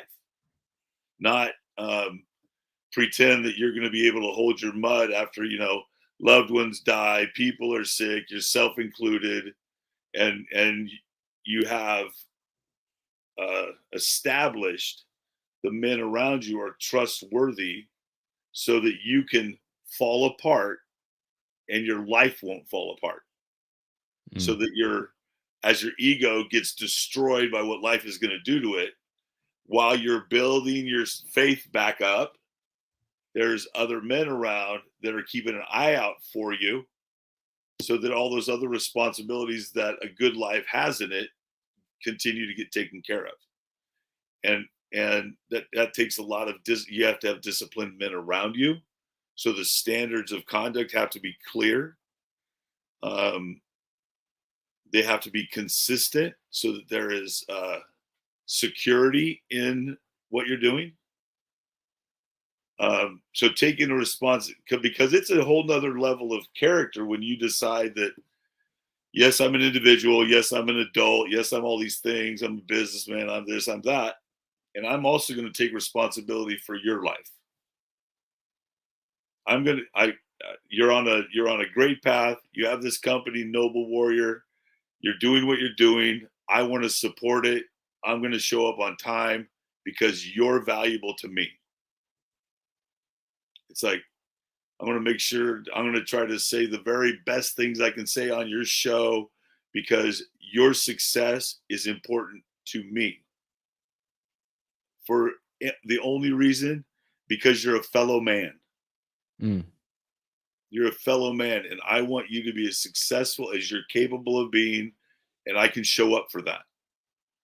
So I don't want to clown around too much. I do want to clown around a lot more than I do. But there's a presentation that's going on here that I want to make sure that I give my very best for your success. And the coolest thing I think about human beings is, if you do that for people, they'll do that. There's very few people that take the goodies and run. I think there's an innateness. Wait, back up. There are very few people what? That take the goodies and run. I don't know what that means. If you give them generosity, if you give them kindness, if you give them respect, very few people don't pass that on. Yeah, they don't just go like, yeah, I'm all that. They go like, oh wow, I can be different with the next guy. Years ago, there was the Pay It Forward movie, and it's like, and as we continue to discipline ourselves so that what we contribute into each other's lives is at a higher resonance, at a higher level, that person starts contributing at a higher level to the next person. We're all connected, whether we like it or not. and so now we're all the way back at the beginning, right? We got to find, we're all trying to find the balance in the middle. And if we can do this at a higher level for each other, everything continues to improve. Where it ends up getting crazy is when my ego gets involved, and I think by some weird law of nature, I deserve more than you. Like, okay, okay. Ego getting involved. How do I say this? My sovereignty, my agency, operating for my highest self is really important for me. And I do my best to not believing in my own bullshit in my mind, right? I do my best not to be shaken by external narratives. And so, what are some of the ways that you have to ensure that the ego doesn't get involved? How do you maintain this equanimity, right? Big word. This groundedness, right? So you don't believe in your own hype. Yeah. And you don't believe in other people's hype about you. Okay. Well, it's being vigilant. You have to be vigilant, because My ego is going to get involved. I am going to believe in my own hype, and it's going to happen. The Mhm. duration of that is where it becomes concerning. It's The like if it happens, duration. Mhm. yeah. So if I believe it in my own hype for 15 seconds, Mhm. that might lead to a greater faith and a higher level of self-esteem and all that. Mhm. And then I Mhm. find out whatever. But I got to feel good for a minute, so I'm going to keep on moving forward and feeling good. And then getting back to the real life stuff of how am I treating you? Mm. I mean, the great humility is in socialization. It's like I don't got it. If as soon as I put the concern of my and responsibility of the impact I'm having on you, the ego has a very difficult time because it may go out. It puts you before me, Mm. and so even though I have, some other kind of distress in my life, I'm concerned with my kids or whatever. I can discipline myself to still treat you in a way that um, I want you to be treated Mhm. based on the fact of how I feel about humanity. And so it's important, but the ego, it's all discipline. It's all being committed to disciplining ourselves more than uh, validating ourselves. So, okay, I'm gonna push that a bit, right? We use the Great. dojo example as a metaphor a lot. The way I see it, it's easy to be lovable, right? It's easy to be loving to someone who's lovable, right? Hmm. Hence why the puppies, the babies always get all the love from everyone.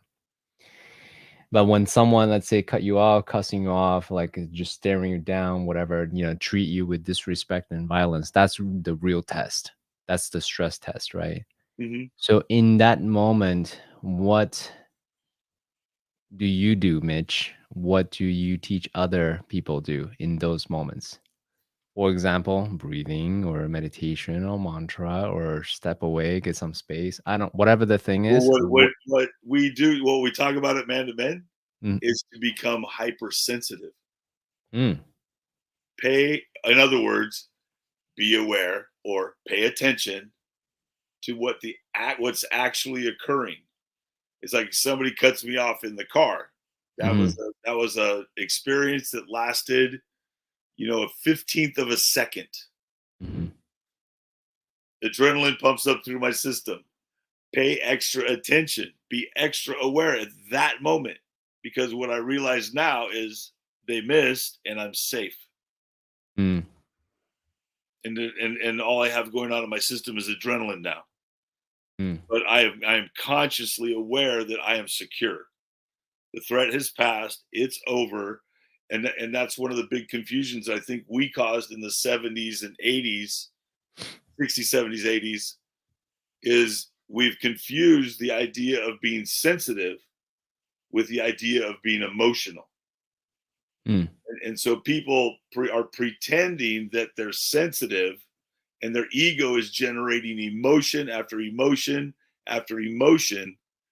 And they're not only causing damage emotionally to other people when they're doing it, they have no responsibility for the damage they're causing because you can't judge their feelings, can you? And feelings, emotions are just judgments. Okay, before you go on to that one, this is Hmm. an important point you're making. All right, circling back to the truth about what happened in reality and the stories and interpretation and narratives that you make up. In those moments, what Mitch is saying, in those moments where you're triggered, become hyper aware of what actually happened versus getting involved in the stories of, why did this person did this and then the other Hmm. thing, the stories of your emotions. No, It, it's not getting involved with what happened because that's gone. mhm, When you become extra alert, sensitive, paying attention, aware, whatever word we're going to use this decade. When you're really paying attention, the threat has passed. And if mhm, you're going to live in the moment, the mhm. realization is that there's no longer a threat occurring, Yep. and your emotions will be disciplined accordingly to your consciousness, not the story of what I just went through I see. So, and what it okay. could have been and how it might have turned out different. It's Yeah, like, no, yeah. no, I'm cruising at 55 again. What is actually happening right now, not what just happened. Got Yeah, it. and you hear it all the time, but we don't really elaborate. Like, be in the moment. Mhm, Well, if you're in the moment when the threat has passed or the thing that you're afraid of is no longer occurring, mhm. you only have seconds to go before those feelings should change. Yeah. Because in the moment you're now aware of something else. And all of the emotional indulgence afterwards is all egotism. Yes, and then right, which is a great segue to emotion. So what I'm hearing you say is being emotional, you're not saying to suppress your emotion. What you're saying is not to attach who you are with the emotions that are rising within. Is that correct? Um, no. You're not. I'm Okay, so actually I saying misunderstood. well, I'm actually saying there are situations where you should suppress the emotions Okay. because you can hurt people with them. Okay. You can cause damage if your emotions are not disciplined. And Correct. and your emotions are not happening in the moment. Okay. Your emotions are based on judgments from the past. Correct. If the past was 5 seconds ago or 50 years ago. Correct. And so if every time we get together and we're watching television and my favorite sports team is on and I'm yelling and screaming, being all emotional, what just happened in the last play, and you're sitting there, trying to have some peace and quiet and watch the game, my emotions are harming you. Hmm. They're causing distress in your life because here's this crazy person who's yelling at a screen. And so to suppress those emotions and realize, consciously, like, it's just a game. I'm not even on the field. They can't hear me when I'm cheering for them, which makes cheering at the TV screen a kind of a useless activity. I like yelling at it's like, why are you yelling at the screen? Nobody gets it. The refs are not intimidated by you yelling at your television. Yeah. This is a meta conversation. So I'll share this real quick. A friend of mine who's very rational, and yet he would put on. So he's very aware that he has emotions, but he is not his emotions. However, he also loves to just yell at the screen or yell at the air because it's fun for him to do, even though he knows that he's not his emotions. Does that make sense? Yeah, yeah. Yeah. I think venting is an important thing. Yeah. And socially, can I be considerate of the other people I'm around? If there's no one around, who cares? Right. Who cares? So what But you're talking about is the footprint of your emotions, the emotional footprint that you have around you. am I going to be responsible for living in a society that I'm always impacting, always, and the impact that I'm having? That's what maturity and conscientiousness and stuff is. There's going to be results from me yelling Hmm. or crying or whatever. Am I going to be like, if you and me get together and we go like, hey man, let's go watch a game and yell at the television for a couple hours? Right. Then us going crazy is just fine. Have a couple beers, whatever we're gonna do, I, yell and I scream. I would assert that's what the whole sporting, industry is built around, that the whole collective consciousness of Mhm. yelling at teams together because it's fun to do. Yeah, and I think that it has to be these days. It has to be very conscious, Mm. like your friend, right? He knows he's not his feelings, but when he does this, he's very conscious that he's just yelling, and Hmm. that energy that he's moving is Hmm. benefiting him somehow because he's obviously not dumb, and Hmm. so he's not doing it because the fun is the relief. Yes, and you and get it. so and so he's consciously taking care of himself by creating the situation. That's all good. But if I'm in an environment where there's like 10 or 20 people, it may not. I gotta make sure that we're all on the same page. Yeah, good point.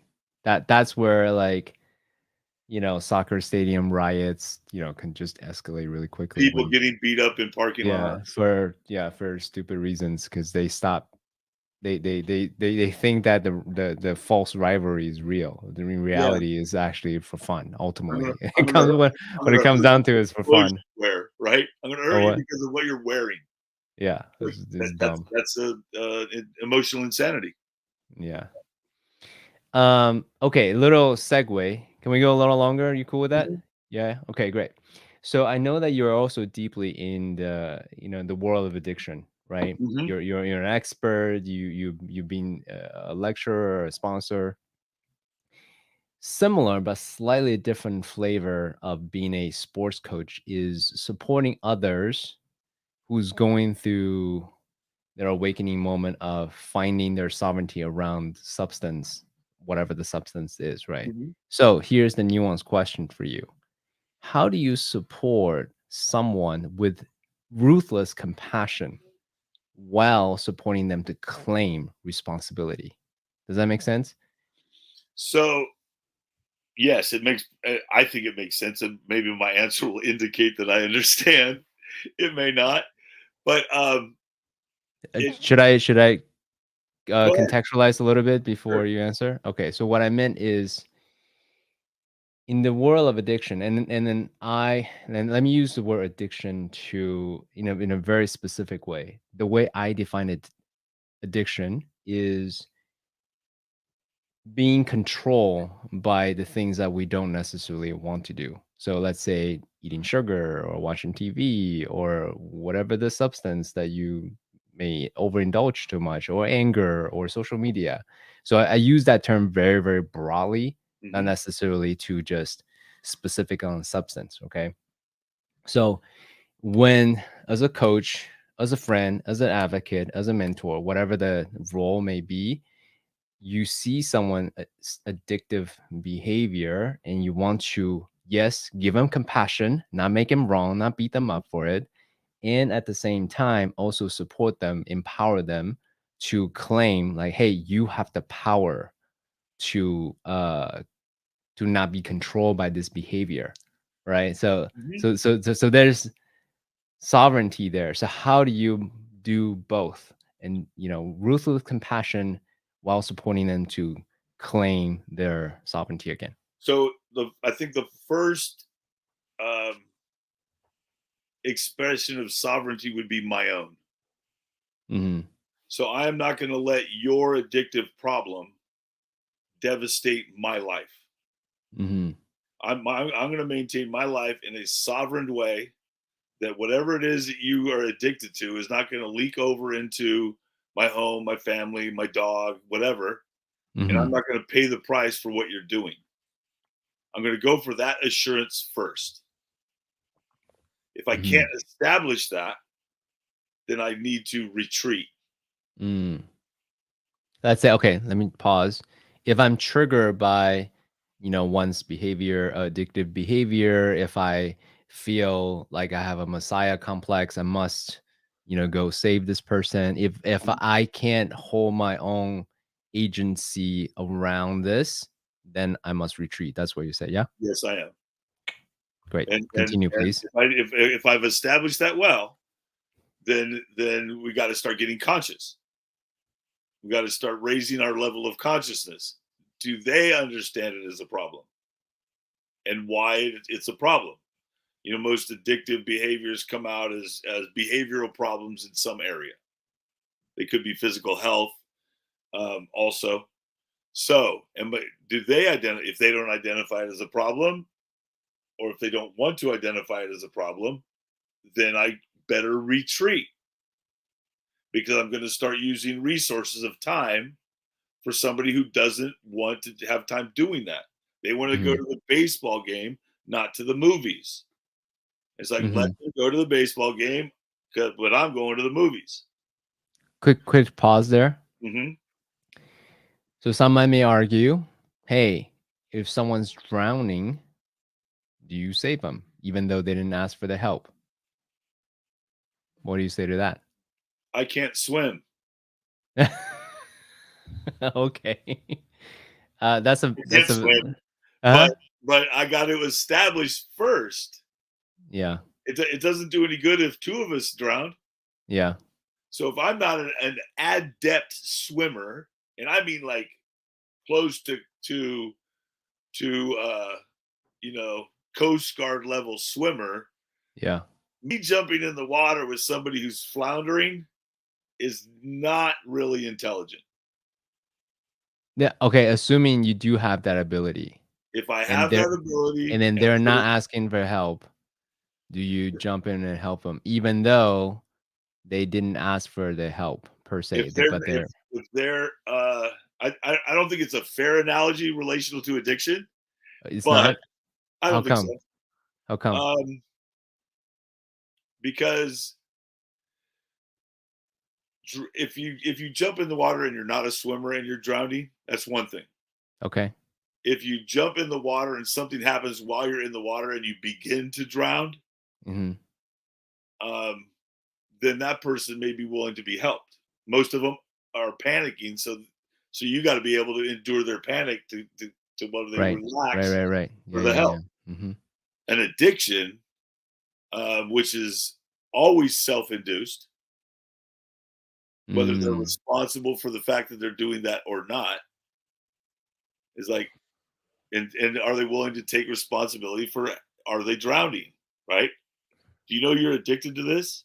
Are you okay with? Is the comfort of your addiction so beneficial to you that you want to maintain it? Hmm. Most addicts, for an extended period of time, they're okay with their addiction. Hmm. Many of them, alcoholics, will tell you that they're alcoholic, Hmm. but it's not causing them enough problem. So we're back to the sovereignty thing, right?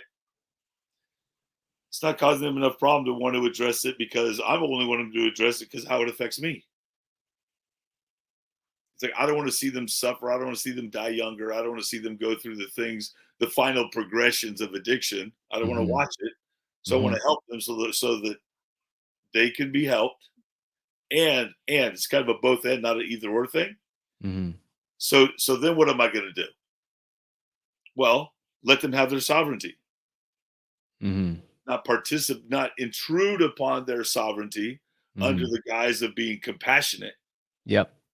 Because compassion these days is a very easy thing for the ego to attach.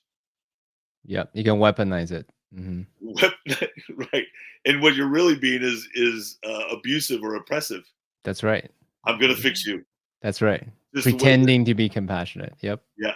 Hmm. And a lot of people who uh, I don't know so much this year, but last year, a lot of people were joyfully identifying themselves as empaths, Hmm.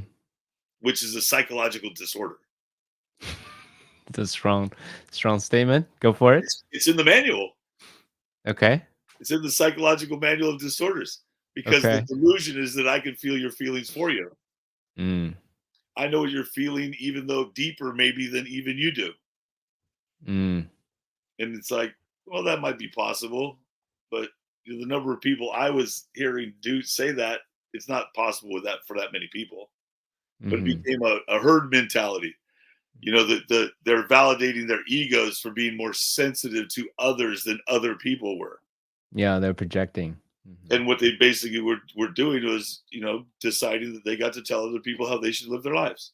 So being very Mm. careful not to do that with addicts because they're Mm. going to defy you anyway.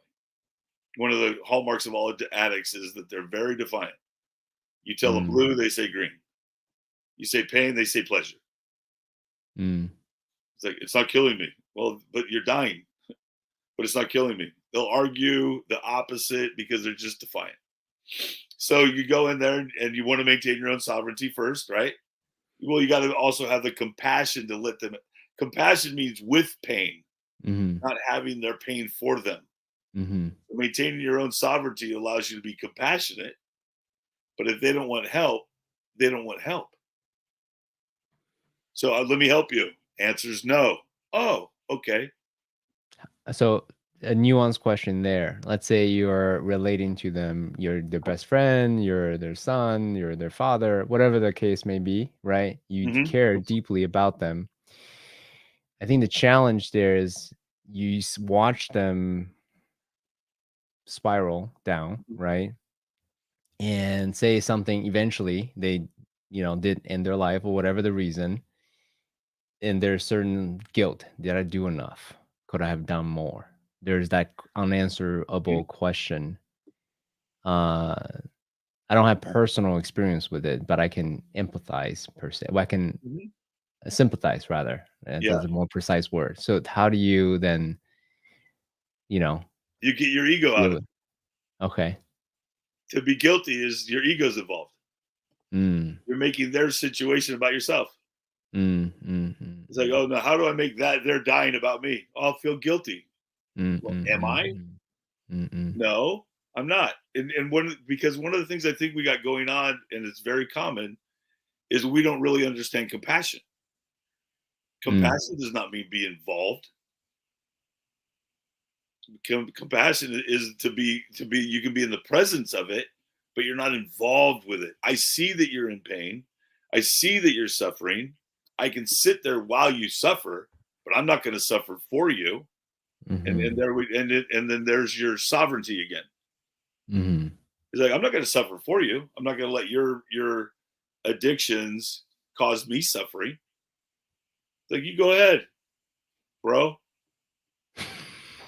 I'm right here. I'm right here. But because the one of the tricks that happens in codependency and those kind of things is we have been convinced with by the misuse of things like compassion and sympathy and empathy and all of that that we need to understand illness. That's what we're convinced of. That somehow, if I just understand how sick you are, I'm going to be able to help you not be sick anymore. I don't understand that. So can you say some more about So, that? so one of the traps that addicts and alcoholics and people that are addicted is they're chronic complainers and they're filled with self pity, Mhm, and we sympathize with their complaints because we're human, mhm. Hence and my question about, right, encouraging them for sovereignty at the same time, ruthless compassion. Hence, maintaining your own sovereignty. mhm, And I mean the ruthless part, the which is merciless, mhm. is what is without mercy. I'm going to be compassionate. So I will sit with you while you die. I'm not going to die with you. Mhm. And I am compassionate enough to sit with you all the way to the death instead of intrude upon your sovereignty. I'm not going to call the ambulance. I'm not going to call the police to come take you to the nut house. I'm just going to be with you. Mm.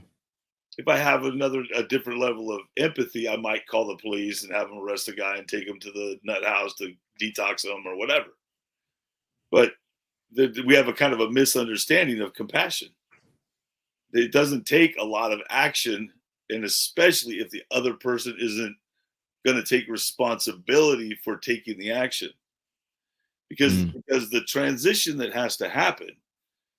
This is very unpopular in the recovery arenas, okay? Mhm, Because they're so self-centered. mhm. They're so filled with selfishness and everything else. It's like their job is to relate to health, not demand that everybody relates to their illness. And they're sick, Say the last sentence again? I didn't understand. One more not time. demand that everybody relates to their illness. Mhm. A relationship with health will take you out of just about every illness, addiction or not, Right, right. even if you don't understand the illness. If Mhm. you understand health, you can do things that are healthy. It's like there's a lot of cancer treatments that are here's what health is. We're going to give you this kind of food. We're going to give you this kind of blah blah blah. We're going to take away these stressors, and you're going to have a healthy environment. Mhm. And all of a sudden they quit producing cancer cells Mhm. by identifying health and conducting self within the limitations of health. An addict is a person who can't tell themselves no. Mhm. So they can do all the healthy things, but then they do all this other stuff with the healthy things that causes them problems. Lack of discipline, because it takes discipline to stay within the parameters of health. I wouldn't be overweight if I could stay within the parameters of health. I wouldn't be overweight. Wouldn't happen. But I'm overweight because I don't stay within the. I just don't blame you for it. It's like, Mm. and I don't blame the grocery store that I walk into. I take responsibility for my own lack of discipline, and I continue to try to discipline myself, because that's what a diet to lose weight is: self-discipline. Mm. We want to get into all this trickery and powders and potions and things to the new special diet. Well, the new special diet is the same diet it's always been: eat some greens, drink some water, not too much protein, just enough. Understand health and do the healthy thing, and your body Mm-hmm. will come back. Like, we're back to the beginning of the show, right? We'll come Mm-hmm. back into balance. Like, Yep. but it's by understanding health that we do it, not adding 10,000 years of talking about the addiction. One last question. So we've been, and this may be a big one. This may be a whole conversation, right? We've been talking about sovereignty. What are we sovereign of? Agency. In my mind, is being able to own my decisions I'm making between the space between stimulus and response, and in that space, pick the options through my own choice rather than my addiction, right? To whatever Mm-hmm. the thing is, and that's what we've been talking about.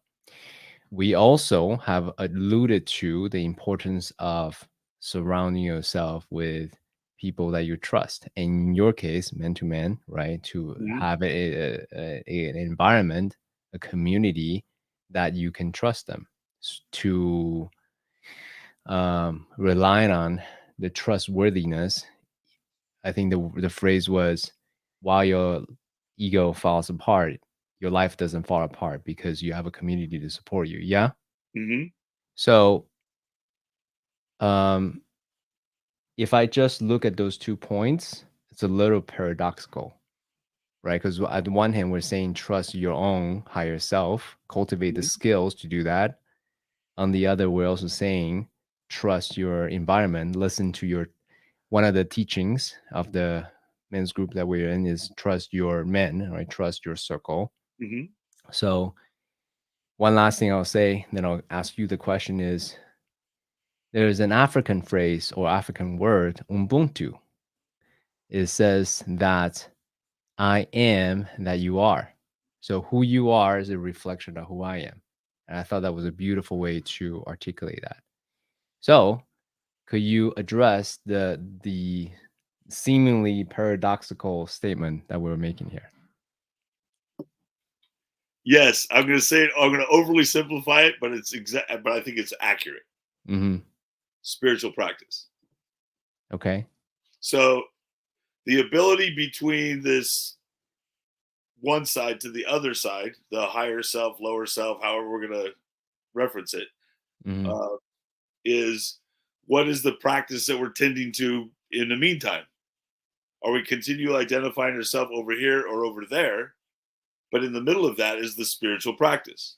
Like you said, you lean in the way of the Tao, Mm-hmm. and you look for the middle. Mm-hmm. Well, the meditation that gets you to the middle, you don't start in the middle. You have a spiritual practice that reconciles the aspects involved, and you end up in the middle. It's a result of a practice, and Mm-hmm. that's all we're talking about. It's like the truth of addiction and the truth of health, and you sit there and you start reconciling, and reconciling is the spiritual practice. How do I reconcile the conflict caused by addiction with the I'll say ecstasy of health? Mm-hmm. It's like they're on two different lines. The vertical line is ecstatic and serenity. Mm-hmm. Top is ecstasy. The bottom is serenity. The addiction line is adrenaline and satiation. I'm either going too fast, and how I treat my going too fast is I go too slow. I go to a treatment program and I sit still.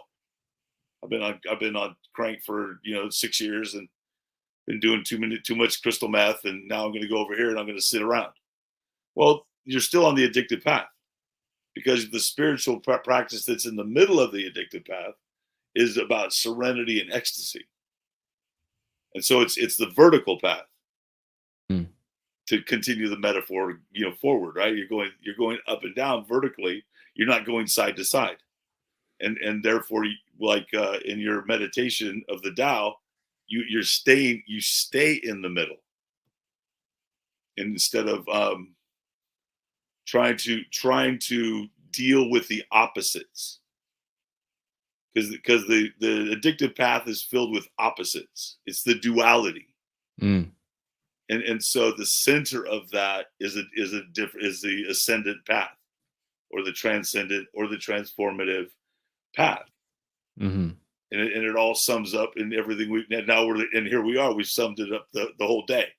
We've summed Mm-hmm. up 2 hours now with the transformation of the spiritual practice that one takes. So whether it be your morning, afternoon, nightly meditation, or your prayer service, or your Sunday church, or your Saturday synagogue, or whatever it's going to be, if you have that in place, you have a chance, because there's a human quality that is very difficult with the kind of egos we have. It's very difficult to access, and it's probably the most important one in the sum total of everything we're talking about. It's sincerity. Mm. We can get emotional about our causes and our things and the dramas and the victories, and we can get all emotional about that. But what's really important to us? What is the aspect of our life that we find to be the most valuable? Because that's what is important to commit to. You commit to the path. You commit to the practice. The path is going to wander.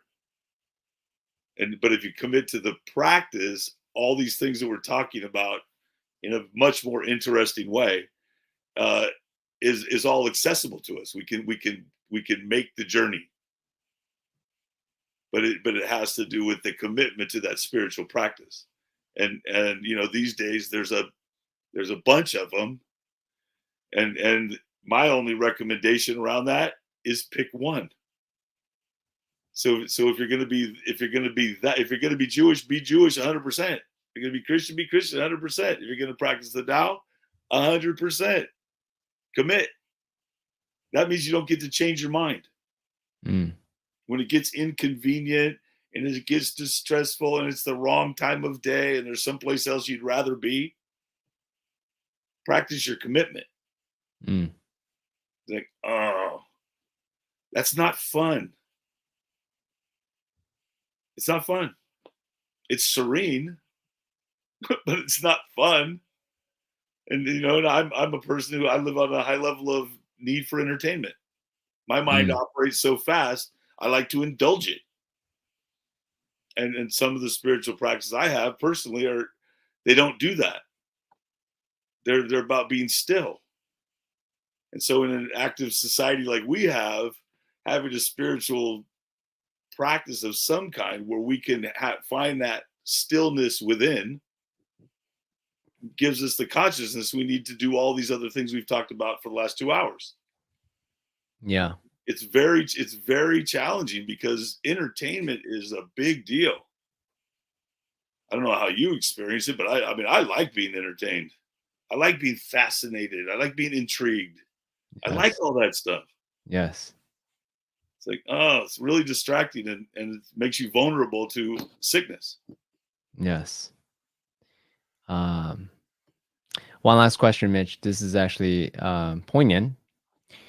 And as an addiction specialist, I'm so curious to know your response. So, if needing more and more of something while getting less and less enjoyment, satisfaction is called addiction, what does needing less and less of something while getting more and more joy and satisfaction call? Consciousness. Consciousness.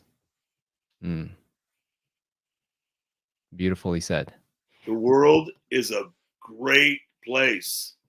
The trees are beautiful. The ducks are fine. You know what I mean? The fish are cool. All the other things that run around on the trees, and the ants are pretty bitching. All that stuff is cool if you'll pay attention to it. And that takes consciousness.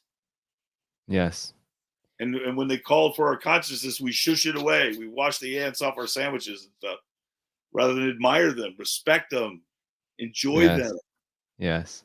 It's like appreciation. So I guess with that consciousness, you'd have to say more than that, but really consciousness. Appreciate what it is that's right in front of you in this moment. Yes.